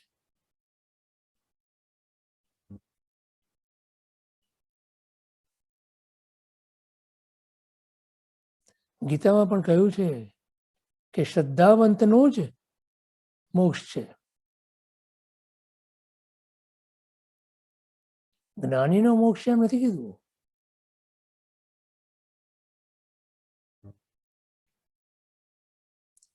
હવે જે જ્ઞાન અને વિવેક જીવનમાં ઉપયોગી ન થાય, મોક્ષ માર્ગની અંદર આપણને આગળ ન વધારે, તે જ્ઞાન અને વિવેક ઉપર પરિપૂર્ણ શ્રદ્ધા પ્રગટી નથી એમ સાબિત થાય. જ્ઞાન અને વિવેક કરતાં પણ શ્રદ્ધાની અગત્યતા કેટલી વધારે છે તે આથી સ્પષ્ટ થાય છે. આવી શ્રદ્ધા યથાર્થ વક્તા ઉપરના વિશ્વાસથી આવે છે. બોલો, એટલે ભગવાનના વચનો ઉપર પહેલી શ્રદ્ધા જોઈએ. ભગવાન જો પહેલું વિશેષણ જેમનું વિતરાગતા, વિતરાગ, પછી સર્વજ્ઞ છે. તો વિતરાગ અને સર્વજ્ઞ એવા પરમાત્માના વચનો ઉપર જ્યાં સુધી પૂર્ણ શ્રદ્ધા નથી ત્યાં સુધી, એટલા માટે ત્યાં કીધું કે વ્યવહાર સમ્યક દર્શન ની વ્યાખ્યા જે કરી, શું કરી? વ્યવહાર સમ્યક દર્શનની વ્યાખ્યા શું કરી?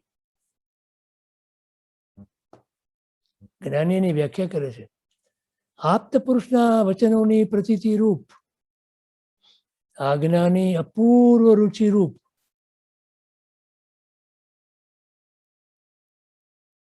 અને સ્વચ્છંદ નિરોધપણે આપ્ત પુરુષની ભક્તિ રૂપ, આ ત્રણ વસ્તુ જેનામાં આવે એને વ્યવહાર સમ્યક દર્શન કીધું. અને એ વ્યવહાર સમ્યક દર્શન વગર કોઈ કાળે નિશ્ચય સમ્યક દર્શનની પ્રાપ્તિ સંભવિત નથી.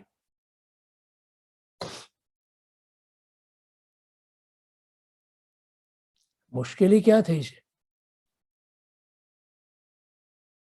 મુશ્કેલી ક્યાં થઈ છે? કે આપણને સમહાવ એમ ઠોકી ઠોકીને બેસાડવામાં આવ્યું છે કે તમે જૈન કુળમાં જન્મ્યા એટલે તમારામાં વ્યવહાર સમ્યક દર્શન આવી ગયું.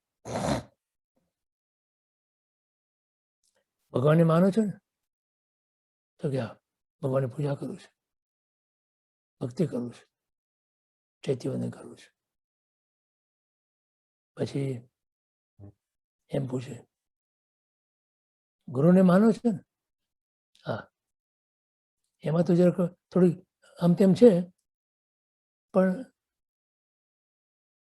સામાન્ય રીતે ગુરુને માનો છે. પ્રોબ્લેમ ત્યાં જ છે, ગુરુને શું રીતે માનો? અને ત્રીજું, ધર્મને માનો છો ને એટલે શું? આ બધી ધર્મની ક્રિયાઓમાં માનો છો ને? સામાયિક, પ્રતિક્રમણ, પૂજા, ભક્તિ, તપ, જપ, એને ધર્મ કહીએ ને આપણે. તો આ બધું માનો ને, એને માનો એટલે તમારું સમ્યક. બરોબર?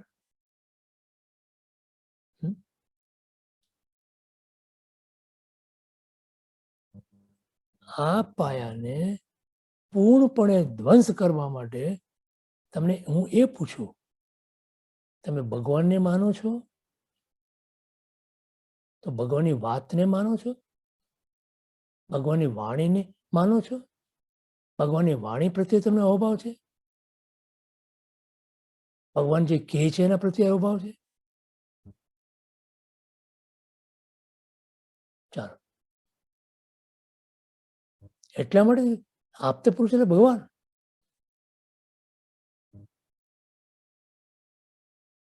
આપતે પુરુષના વચનની પ્રતીતિ રૂપ પૂર્ણ શ્રદ્ધા મને ભગવાનના વચનોમાં. તો એ ભગવાનની વાણીને હું ક્યારે પણ અસાધના કરી શકું, અવહેલના કરી શકું?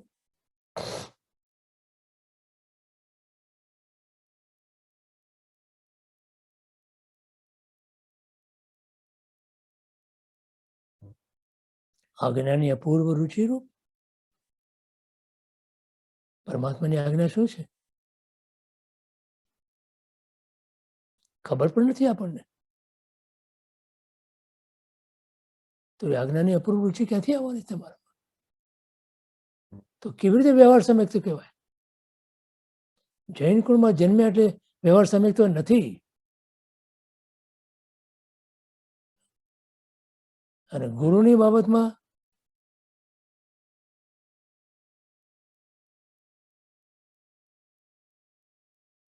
ઠેક ઠેકાણે કીધું છે કે નિર્ગ્રંથ ગુરુ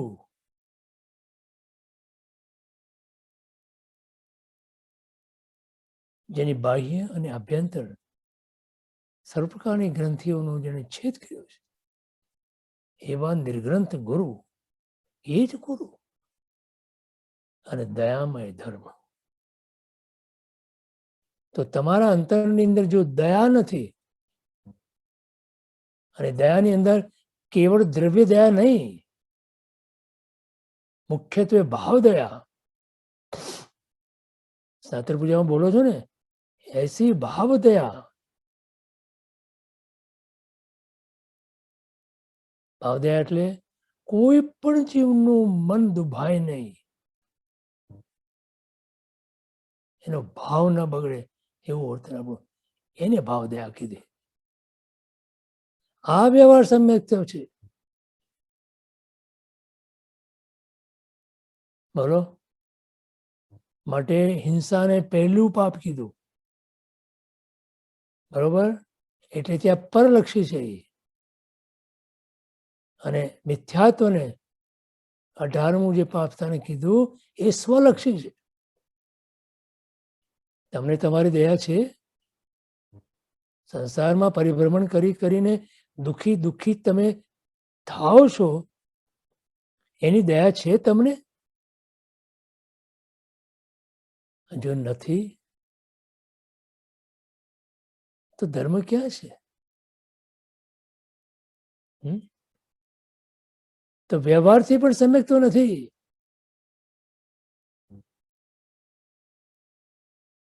માત્ર જૈન કુળમાં જન્મ્યા એટલે સમ્યક્ત નથી. આના લક્ષણો છે. સમજાય છે? જો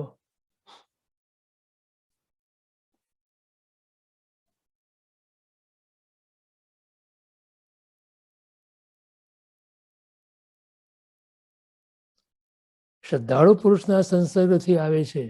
શ્રદ્ધાવાન પુરુષોના ચરિત્ર સાંભળવાથી પણ આવે છે. શ્રદ્ધા એટલે સ્થિર દ્રઢતા, એક નિષ્ઠતા અને પરિપૂર્ણ નિશ્ચળતા છે આપણામાં. કેમ કે આવી શ્રદ્ધા વગર સમ્યક દર્શનની પ્રાપ્તિ અસંભવિત છે.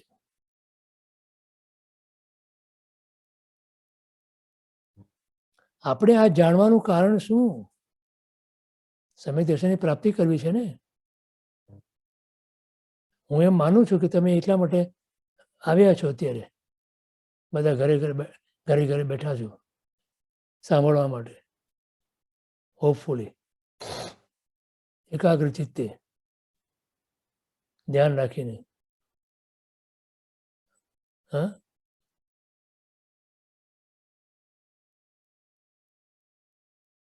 જો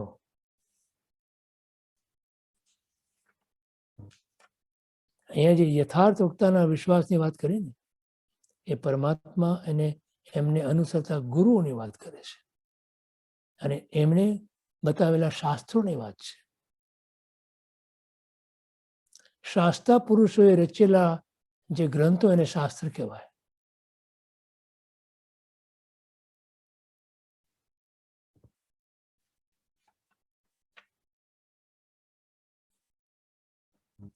જો કેવી શ્રદ્ધા જોઈએ? ત્વમેવ સચ્ચમ નિશંકમ જમ જિણેહિમ પવેહિમ. આ વ્યવહાર સમ્યક દર્શન છે. તે જ સાચું અને શંકા વિનાનું છે કે જે જીનોએ કહ્યું છે, જીનેશ્વર ભગવંતોએ કહ્યું છે. આવી શ્રદ્ધાને ધર્મ જીવનનો પાયો માનવાથી વિવેક, પરીક્ષા કે કસોટી આ બધું ઉડી જતું નથી. ખરી વાત તો એ છે કે વિવેક અને પરીક્ષા વિના ખરી શ્રદ્ધા સંભવતી નથી. શ્રદ્ધા માણસમાં ધૈર્ય, સાહસ અને બળ પ્રગટાવે છે. પછી તમે કહો કે શ્રદ્ધા તમને એક વખત આવ્યા પછી ક્યારે બી ફરિયાદ આપણે કરી શકીએ કે મારાથી આચરણમાં નથી આવતું એમ? આચરણ એ તો શ્રદ્ધાની કસોટી છે. મારી શ્રદ્ધા શેમાં છે એ તમારા આચરણ પરથી કહેવાય છે, સમજાય છે કે કહી શકાય છે. તમે વસ્તુ માત્રની પરીક્ષા કરો અને જે સાચું સુવર્ણ સિદ્ધ થાય તેને ગ્રહણ કરો. વારસામાં મળેલી શ્રદ્ધા એ અમૂલ્ય ધન છે એમ માનીને તેને ચિંતન, મનન, અભ્યાસ તેમજ પરીક્ષા વડે સ્થિર અને સંગીન બનાવો. તમને આપણને વારસામાં જૈન ધર્મ મળ્યો છે, જૈન કુળમાં જન્મ્યા એટલે તો એટલા માત્રથી આપણું કામ નથી થવાનું. પણ એને શું કરવાનું છે? ચિંતન, મનન, અભ્યાસ તેમજ પરીક્ષા વડે સ્થિર અને સંગીન અને સોલિડ બનાવવાનું છે, ઘન બનાવવાનું છે, કોઈ એમાં છિદ્ર ન પડે એવું બનાવવાનું છે. તેમ નહીં થાય તો નાણું પાસે હોવા છતાં ભીડ વખતે કામ નહીં લાગે. ધનના ભંડાર પડ્યા હોય અને જીવનમાં ભીડ આવીને ઊભી રહે કંઈ અને એ નાણું કામમાં ના આવે એના માટે તો શું કામનું? એટલે આત્મ સ્વરૂપ વિશે જેને પાકી શ્રદ્ધા છે તેને 3 ભુવનનું રાજ્ય મળે તો પણ એ એમ માને છે કે એ રાજ્ય મારું નથી. ચક્રવર્તીનું રાજ્ય મળે છતાં જે ચક્રવર્તી એને છોડીને ચાલી જાય છે એ મોક્ષને પામે છે. જે એને પકડીને બેસે છે 7મી નરકે જાય છે. ખબર છે? 12 ચક્રવર્તીમાં 5 ચક્રવર્તી મોક્ષે ગયા, 5 સ્વર્ગે ગયા અને 2 ચક્રવર્તી નરકે ગયા. કેમ? આટલું બધું મળવા છતાં કેટલું પુણ્ય કર્યું હશે ત્યારે ચક્રવર્તી બન્યા હશે. આપણે પુણ્યના ઢગલા કરીએ છીએ ને કહેવાતો ધર્મ કરીને. આપણેથી કેટલા પુણ્ય કર્યા હશે કે ચક્રવર્તી પદ મળ્યું? 1,92,000 તો એમનું અંતઃપુર હોય. કેટલું લશ્કર હોય એમનું, કેટલા ઘોડા, કેટલા હાથીઓ, કેટલા પાયદળ. આ બધું હોવા છતાં પણ એને મારા ન માન્યા માટે એને છોડીને જતા એક પળ ના લાગી. આનંદગંજી મહારાજ સાહેબનું સ્તવના છે ને એમાં કહે છે ને, પણ ઓલા ભિખારીને એનું ચપ્પણિયું છૂટતું નથી. ખબર છે ને? એમ આપણી પાસે શું સંપત્તિ છે, શું છે આપણી પાસે, એ નથી છૂટતું આપણથી. અને બોલો, મમ્મણ શેઠ એ પરિગ્રહની અંદર મૂર્છા કરીને 7મી નરકે ગયો અને તમે એમ કહો છો કે તમને એ પરિગ્રહની અંદર મૂર્છા કરીને મોક્ષ મળશે?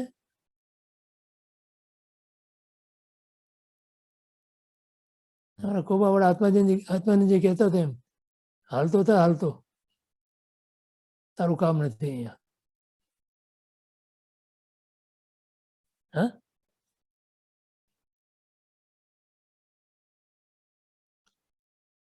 આત્મ સ્વરૂપ વિશે જેને પાકી શ્રદ્ધા છે તેને 3 ભવોનું રાજ્ય મળે તો પણ એ એમ માને કે એ રાજ્ય મારું નથી, કર્મજનિત છે. તેથી લાભ હાનિ પ્રસંગે તે તીવ્ર હર્ષચોક નહીં કરે. ઐશ્વર્ય કે આફત વચ્ચે પણ તે સમતોલ રહી શકશે. હાર જીત કે નિંદા પ્રશંસા તેને નિરાશ કે નિરુત્સાહ નહીં કરી શકે. માટે જ કહ્યું છે કે સમ્યક દ્રષ્ટિ જીવ ભલે સંસારમાં રહે પણ સંસારથી લેપાતો નથી, લોપાતો નથી. આ શ્રદ્ધાનું જ બળ છે. વંદિતાની ગાથામાં બોલો છો ને, શું કહો છો? કઈ ગાથા છે? 36મી ગાથા છે. સમુદ્રી જીવો જૈવે હું પામમ સમાયરે નકી અપોસી હોય બંધુ ન નિર્ધમ દસમ નકુણાઈ.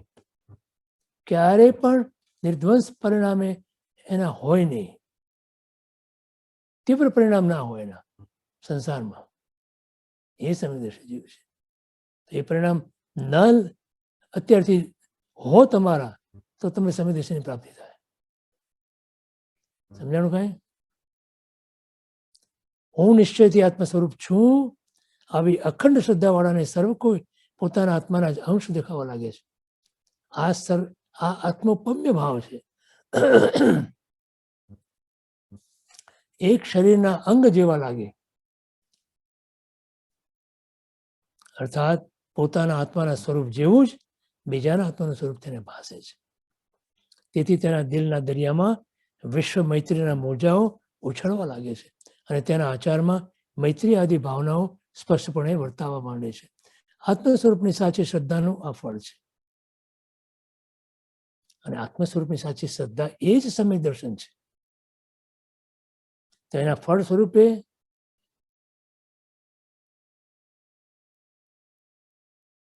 જે અનુકંપા મૂકી, 5 જે લક્ષણો મૂક્યા એમાં અનુકંપા જે મૂકી એ અનુકંપા આનું પરિણામ છે. આત્મોપમ્ય ભાવનું પરિણામ છે.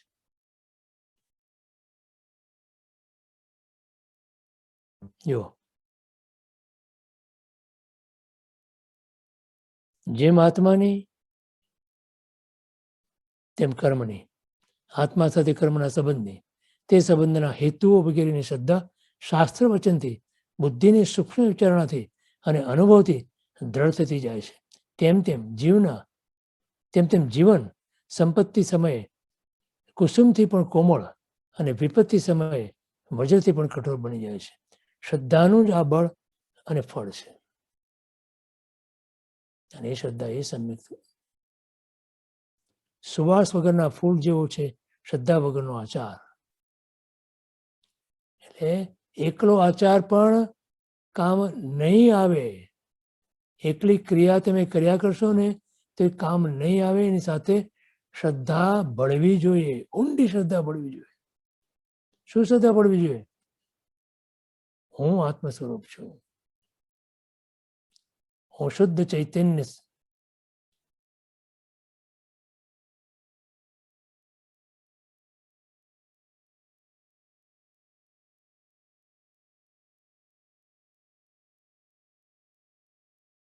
અવિનાશી છું, કાયમ માટે રહેનારો છું. આ દેહ એ હું નથી, આ નામથી પણ હું નથી. નામનો નાશ થઈ શકશે, દેહનો પણ નાશ થશે, પણ હું અવિનાશી છું.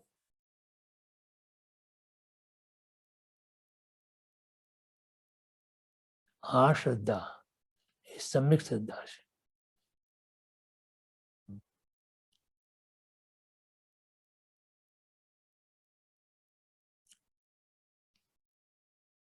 વિચારમાં દૈવત એટલે શક્તિ પણ શ્રદ્ધા જ સ્થાપે છે.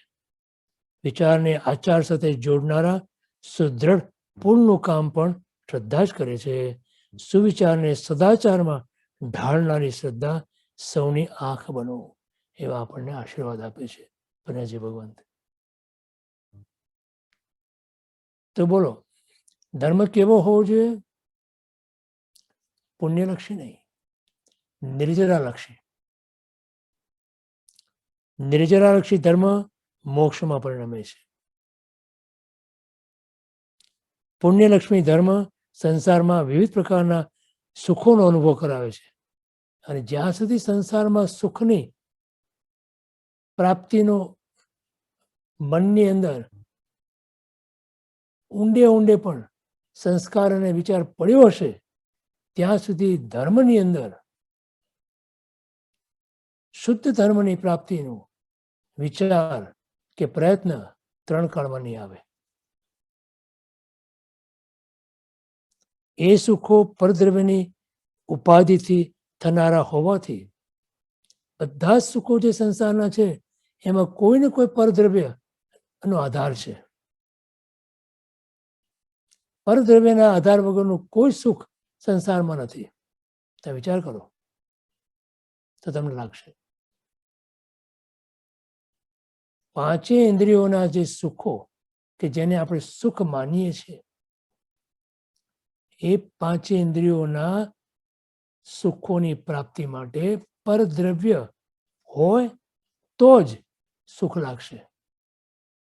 રસનેન્દ્રિય માટે ભોજન, પ્રિય ભોજન જોઈએ. ચક્ષુ ઇન્દ્રિય માટે પ્રિય દર્શન જોઈએ, પ્રિય વસ્તુઓ. કાન માટે પણ એ જ પ્રમાણે, મન માટે પણ, આંખ માટે પણ અને સ્પર્શ માટે પણ.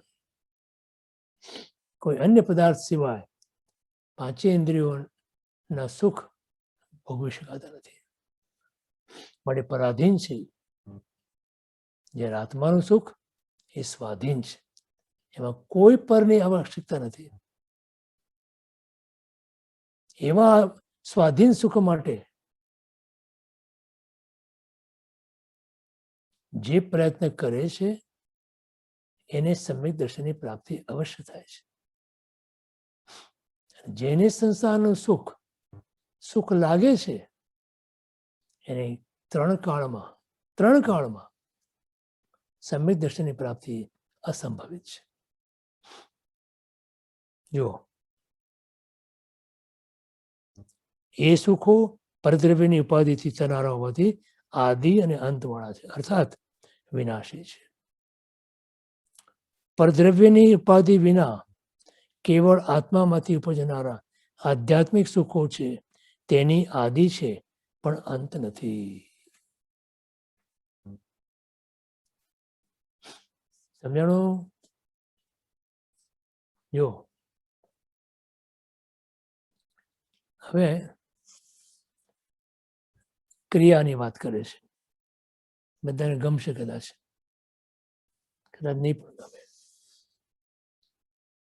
ક્રિયાના જે માહેર હશે ને એને આ વાત નહીં ગમે બહુ. સામે સેંકડો વસ્તુઓ પડી હોય છે, આંખો ઉઘાડી હોય છે, છતાં લોકો કંઈ તે બધી વસ્તુઓને જોતા નથી. એ અનુભવ છે ને બધાને. મોલમાં હજારો વસ્તુઓ પડી હોય, બધી વસ્તુઓને તમે જોવો છો ના? અને જેટલી જોવો છો એટલે સમજો છો ખરા? ના. પોતાની શેરીના અમુક ઘરને કેટલી બારીઓ છે, અરે તમારા ઘરમાં કેટલી બારીઓ છે એ બી ખબર નહીં હોય કદાચ. બોલો.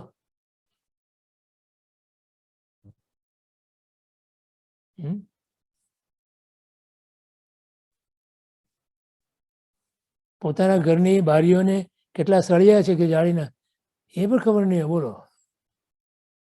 આ પડદો મૂક્યો અહીંયા, પડદો છે કે ઓલું શું કહેવાય ને બારી ઉપર, એના ઓલા એમાં કેટલા ઓલા હશે એ કોઈને ખબર, મને નથી ખબર. છે ખબર? બોલો. ફરવાના માર્ગ પર આવેલા કેટલાય વૃક્ષોના નામની પણ ખબર નથી હોતી. હા, તમે રોજ જતા હોય છે ને? બગીચાના છોડને ક્યારે ફૂલ આવે છે અને અમુક ફૂલનો કયો રંગ છે તે પણ લોકો કહી શકતા નથી. જાણે ઉઘાડી આંખે આંધળા હોય અને છતે કાને બહેરા હોય તેમ થતું આ જગતમાં ઘણું જણાય છે. હકીકત એ છે કે જરૂરિયાત લાગ્યા વિના કંઈ મળી શકતું નથી. તમને આત્માનો ખપ છે? તમે આવ્યા છો અહીંયા બધા એ ઉપરથી હું માનું છું કે તમને આત્માનો ખપ છે. માટે આપણે અહીંયા પન્યાસી ભગવંત આપણને આત્મા પીરસે છે, તો લેશો ને આત્મા? હા,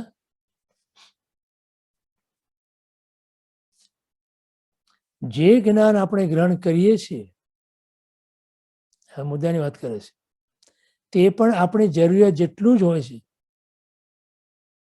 અને તેટલાથી બધું મળી ગયું એમ માની લેવામાં આવે છે. આ એક ઠગારો આત્મસંતોષ છે.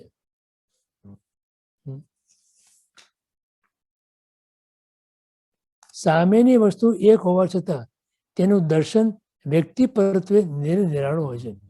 એક જ વસ્તુને જુદી જુદી વ્યક્તિઓ જુદી રીતે જોશે. એમ એક મરેલી બાઈ હતી,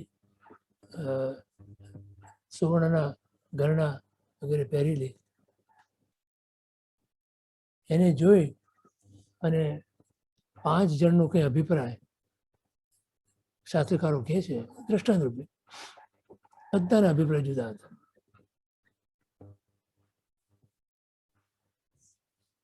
વસ્તુ એક જ હતી. જેટલી જેની ભૂખ તેટલું જ તે ખાઈ શકે છે, અને જેટલી જેની પાચન શક્તિ તેટલું જ તે પચાવી શકે છે. છેવટે એમ જ કહેવું પડે કે આપણે યોગ્યતા અને શક્તિ પ્રમાણે જ જગતમાંથી મેળવી શકીએ છીએ. બરોબર છે ને? તો જ્ઞાન પણ વસ્તુ કરતા વસ્તુને જાણનાર ઉપર અવલંબીને રહેલું છે.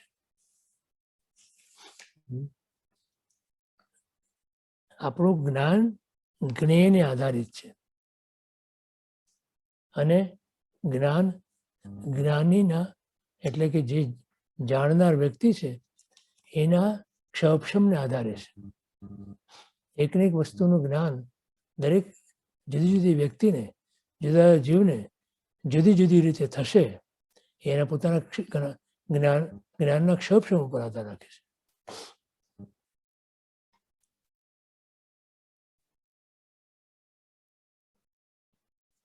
બાહ્ય જગતને સમજવા માટે મનુષ્ય પોતે જ પ્રયત્ન કરવાનો હોય છે.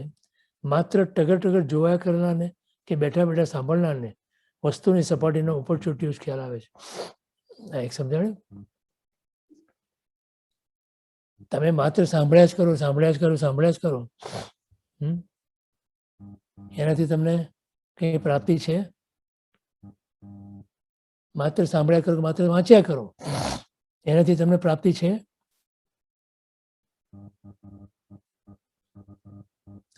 એને તમે જ્યાં સુધી અંદર ના લ્યો ત્યાં સુધી તમારું કેમ કહેવાય?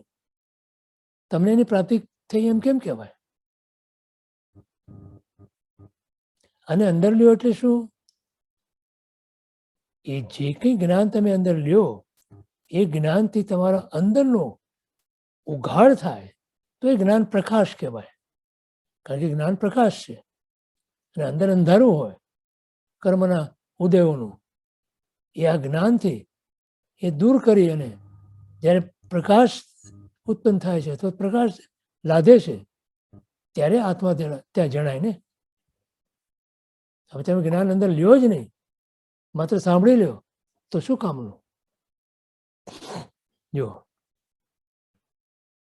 ડુંગરને માત્ર જોયા કરનાર તેના પર ચડી શકતો નથી. ત્યાં ચડવા માટે તો તેને પ્રયત્ન કરવો પડે છે. ડુંગર ચડતા ચડતા અને પાણીમાં તરતા તરતા જ ડુંગરનું અને તળાવનું ખરું જ્ઞાન મેળવી શકાય છે, અને ધીમે ધીમે તે જ્ઞાનને વધારી શકાય છે. ક્રિયાના ગર્ભમાં જ્ઞાન રહેલું છે તે આ રીતે સાચું ઠરે છે. કોઈ પણ ક્રિયાને આપણે હંમેશા વાત કરી છે, પણ કોઈ પણ ક્રિયામાંથી જો તમને એના ગર્ભમાં રહેલું જ્ઞાન અને એના પરિણામે જે ભાન થવું જોઈએ એ ન થાય તો ક્રિયાનું જે સાચું ફળ છે એની પ્રાપ્તિ ન થઈ શકે. જો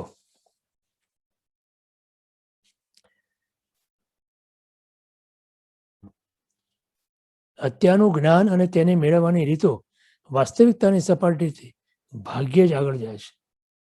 એટલે બધું સપાટી ઉપરનું જ છે.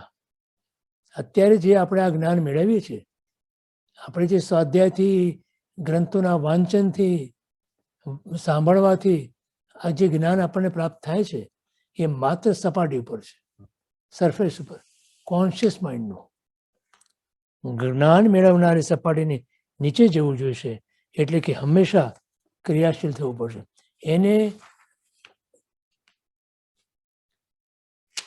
ક્રિયામાં પરિણામ આપવું પડે. કારણ કે કાર્ય કરવાથી જ જ્ઞાન મેળવવાની યોગ્યતા અને જરૂરિયાત વધે છે. જિજ્ઞાસા વિના જ્ઞાન થતું નથી. જિજ્ઞાસા એ પહેલો ગુણ છે પામવા માટેમાં. જ્યાં સુધી જિજ્ઞાસા નથી, જો જિજ્ઞાસા છે ને બે પ્રકારની છે. એક માત્ર આ જિજ્ઞાસા જાણવાની, અને બીજું એ જાણીને એને અવધારવાની. એ મારા માટે કઈ રીતે ઉપયોગી બને, એ જિજ્ઞાસા તમને એ જ્ઞાનનું પરિણમન તમારામાં થશે. માત્ર જાણી લેવાની જે જિજ્ઞાસા છે એનાથી કામ નહીં થાય. હા, સમજાય છે?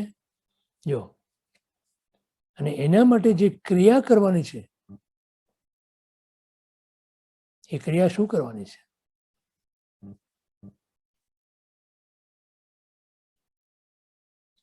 તો કે જિજ્ઞાસુ બનવા માટે ક્રિયા અનિવાર્ય છે. ક્રિયા કરતા કરતા જ્ઞાન પ્રાપ્તિ માટેની યોગ્યતા અને શક્તિનો વિકાસ થાય છે, અને વધેલું જ્ઞાન પણ શુભા અનુષ્ઠાનનું ઘડતર કરવા માટે ઉપયોગી બને. એટલે શું છે, જો હું તમને સમજાવું.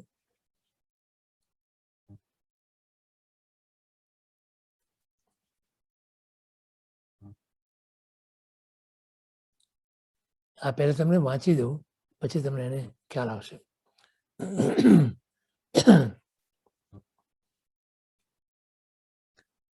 વધેલું જ્ઞાનની વૃદ્ધિ જ્યારે થાય છે ત્યારે શુભ અનુષ્ઠાનનું ઘડતર થાય છે. અનુષ્ઠાન જે કંઈ ક્રિયા આપણે કરીએ એ અનુષ્ઠાન ક્યારે બને? એ શબ્દ વાપરે છે શુભ અનુષ્ઠાન.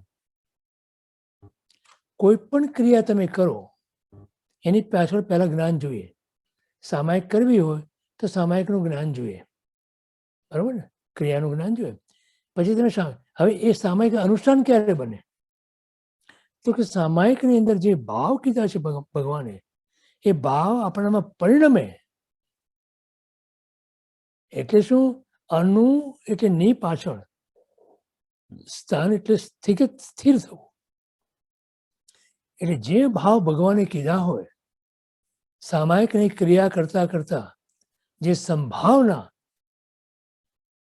આત્મામાં સ્થિર થવું, સંભાવમાં સ્થિર થવું, તો એ શુભ અનુષ્ઠાન બન્યું કહેવાય. આનું નામ ક્રિયા છે અને આનું નામ જ્ઞાન છે. ખ્યાલ આવે છે? પ્રકાશ ઝીલવો અને વિકસવો તથા વિકસીને વધારે પ્રકાશ ઝીલવો એ જ જીવનના આ વૃક્ષનો ધર્મ છે. વૃક્ષમાં પણ અંદર તમે નાખ્યું બી, પછી કુંપળ ફૂટે છે, પછી એને પ્રકાશ અને પાણી વગેરે મળે તો એ બધાને વધારે વિકાસ પામે છે. એમ આપણામાં જે જ્ઞાન ગુરુ આપણને આપે બીજ રૂપે, એને પછી એને સિંચન કરીને આપણી ક્રિયા દ્વારા એને જે એની અંદરથી ભાવ જન્મવો જોઈએ, જે ફળ આપણને મળવું જોઈએ, એ ફળ ક્યારે મળે? એ પ્રમાણેનું એનું સિંચન થાય ત્યારે મળે ને. એને હવા, પાણી, પ્રકાશ વગેરે મળે ત્યારે મળે ને. તો ભૂતળતામાં રહેલું જળ તેમજ ભાણામાં રહેલું અન્ન ત્યાંનું ત્યાં જ રહે તો ન માનવ પ્રાણીઓની તૃષા છીપે કે ન ક્ષુધા સંતોષાય, ના તરસ છીપે ન ભૂખ સંતોષાય. જમીનમાં પડેલું અન્ન કે તળાવ કૂવામાં રહેલું પાણી તો ત્યાં રહે તો કોની ભૂખ સંતોષાય ને કોની તરસ સંતોષાય? પાણીને બહાર લાવવા માટે જમીન ખોદવાની ક્રિયા કરવી પડે.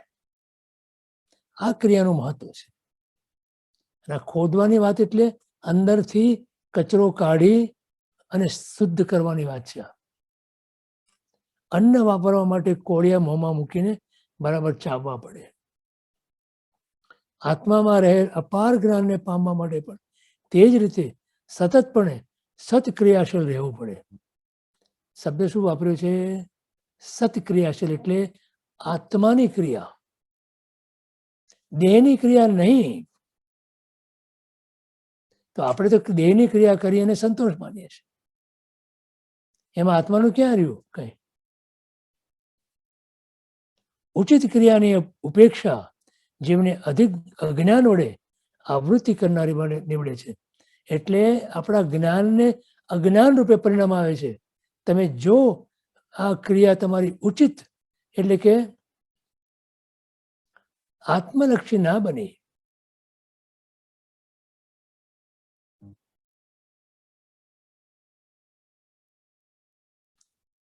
અનુષ્ઠાનમાં ન પરિણમી, ભાવમાં ન પરિણમી, તો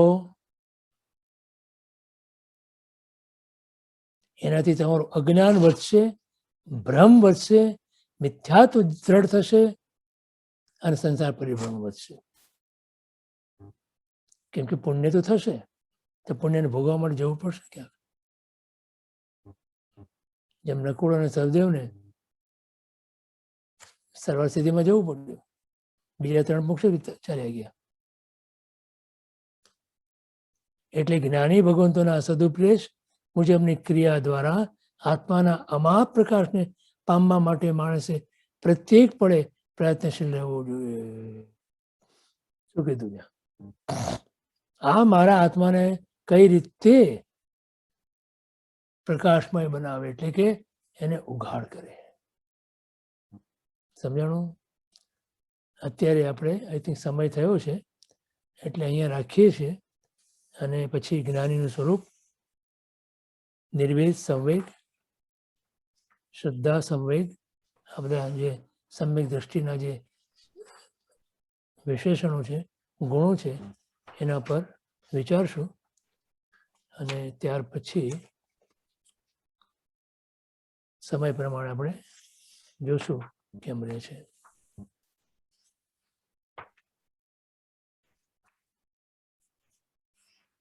તમે અંતમંગળ લેવાના છે સાહેબ?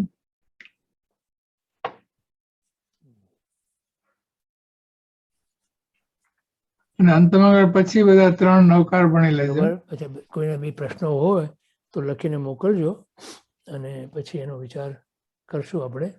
અને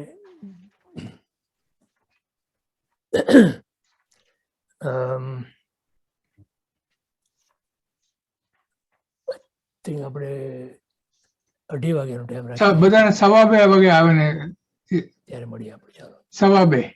સર્વ મંગળ માંગલ્યમ સર્વ કલ્યાણ કારણમ પ્રધાનમ સર્વ ધર્માણમ જૈનમ જયતે સહસ્રમ. સદગુરુ દેવ કી જય. મહાવીર સ્વામી ભગવાન.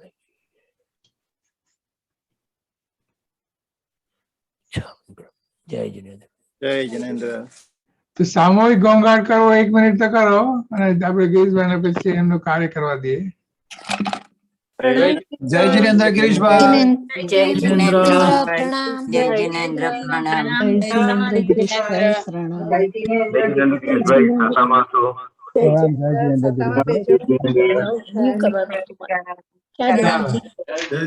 જય જિનેન્દ્ર.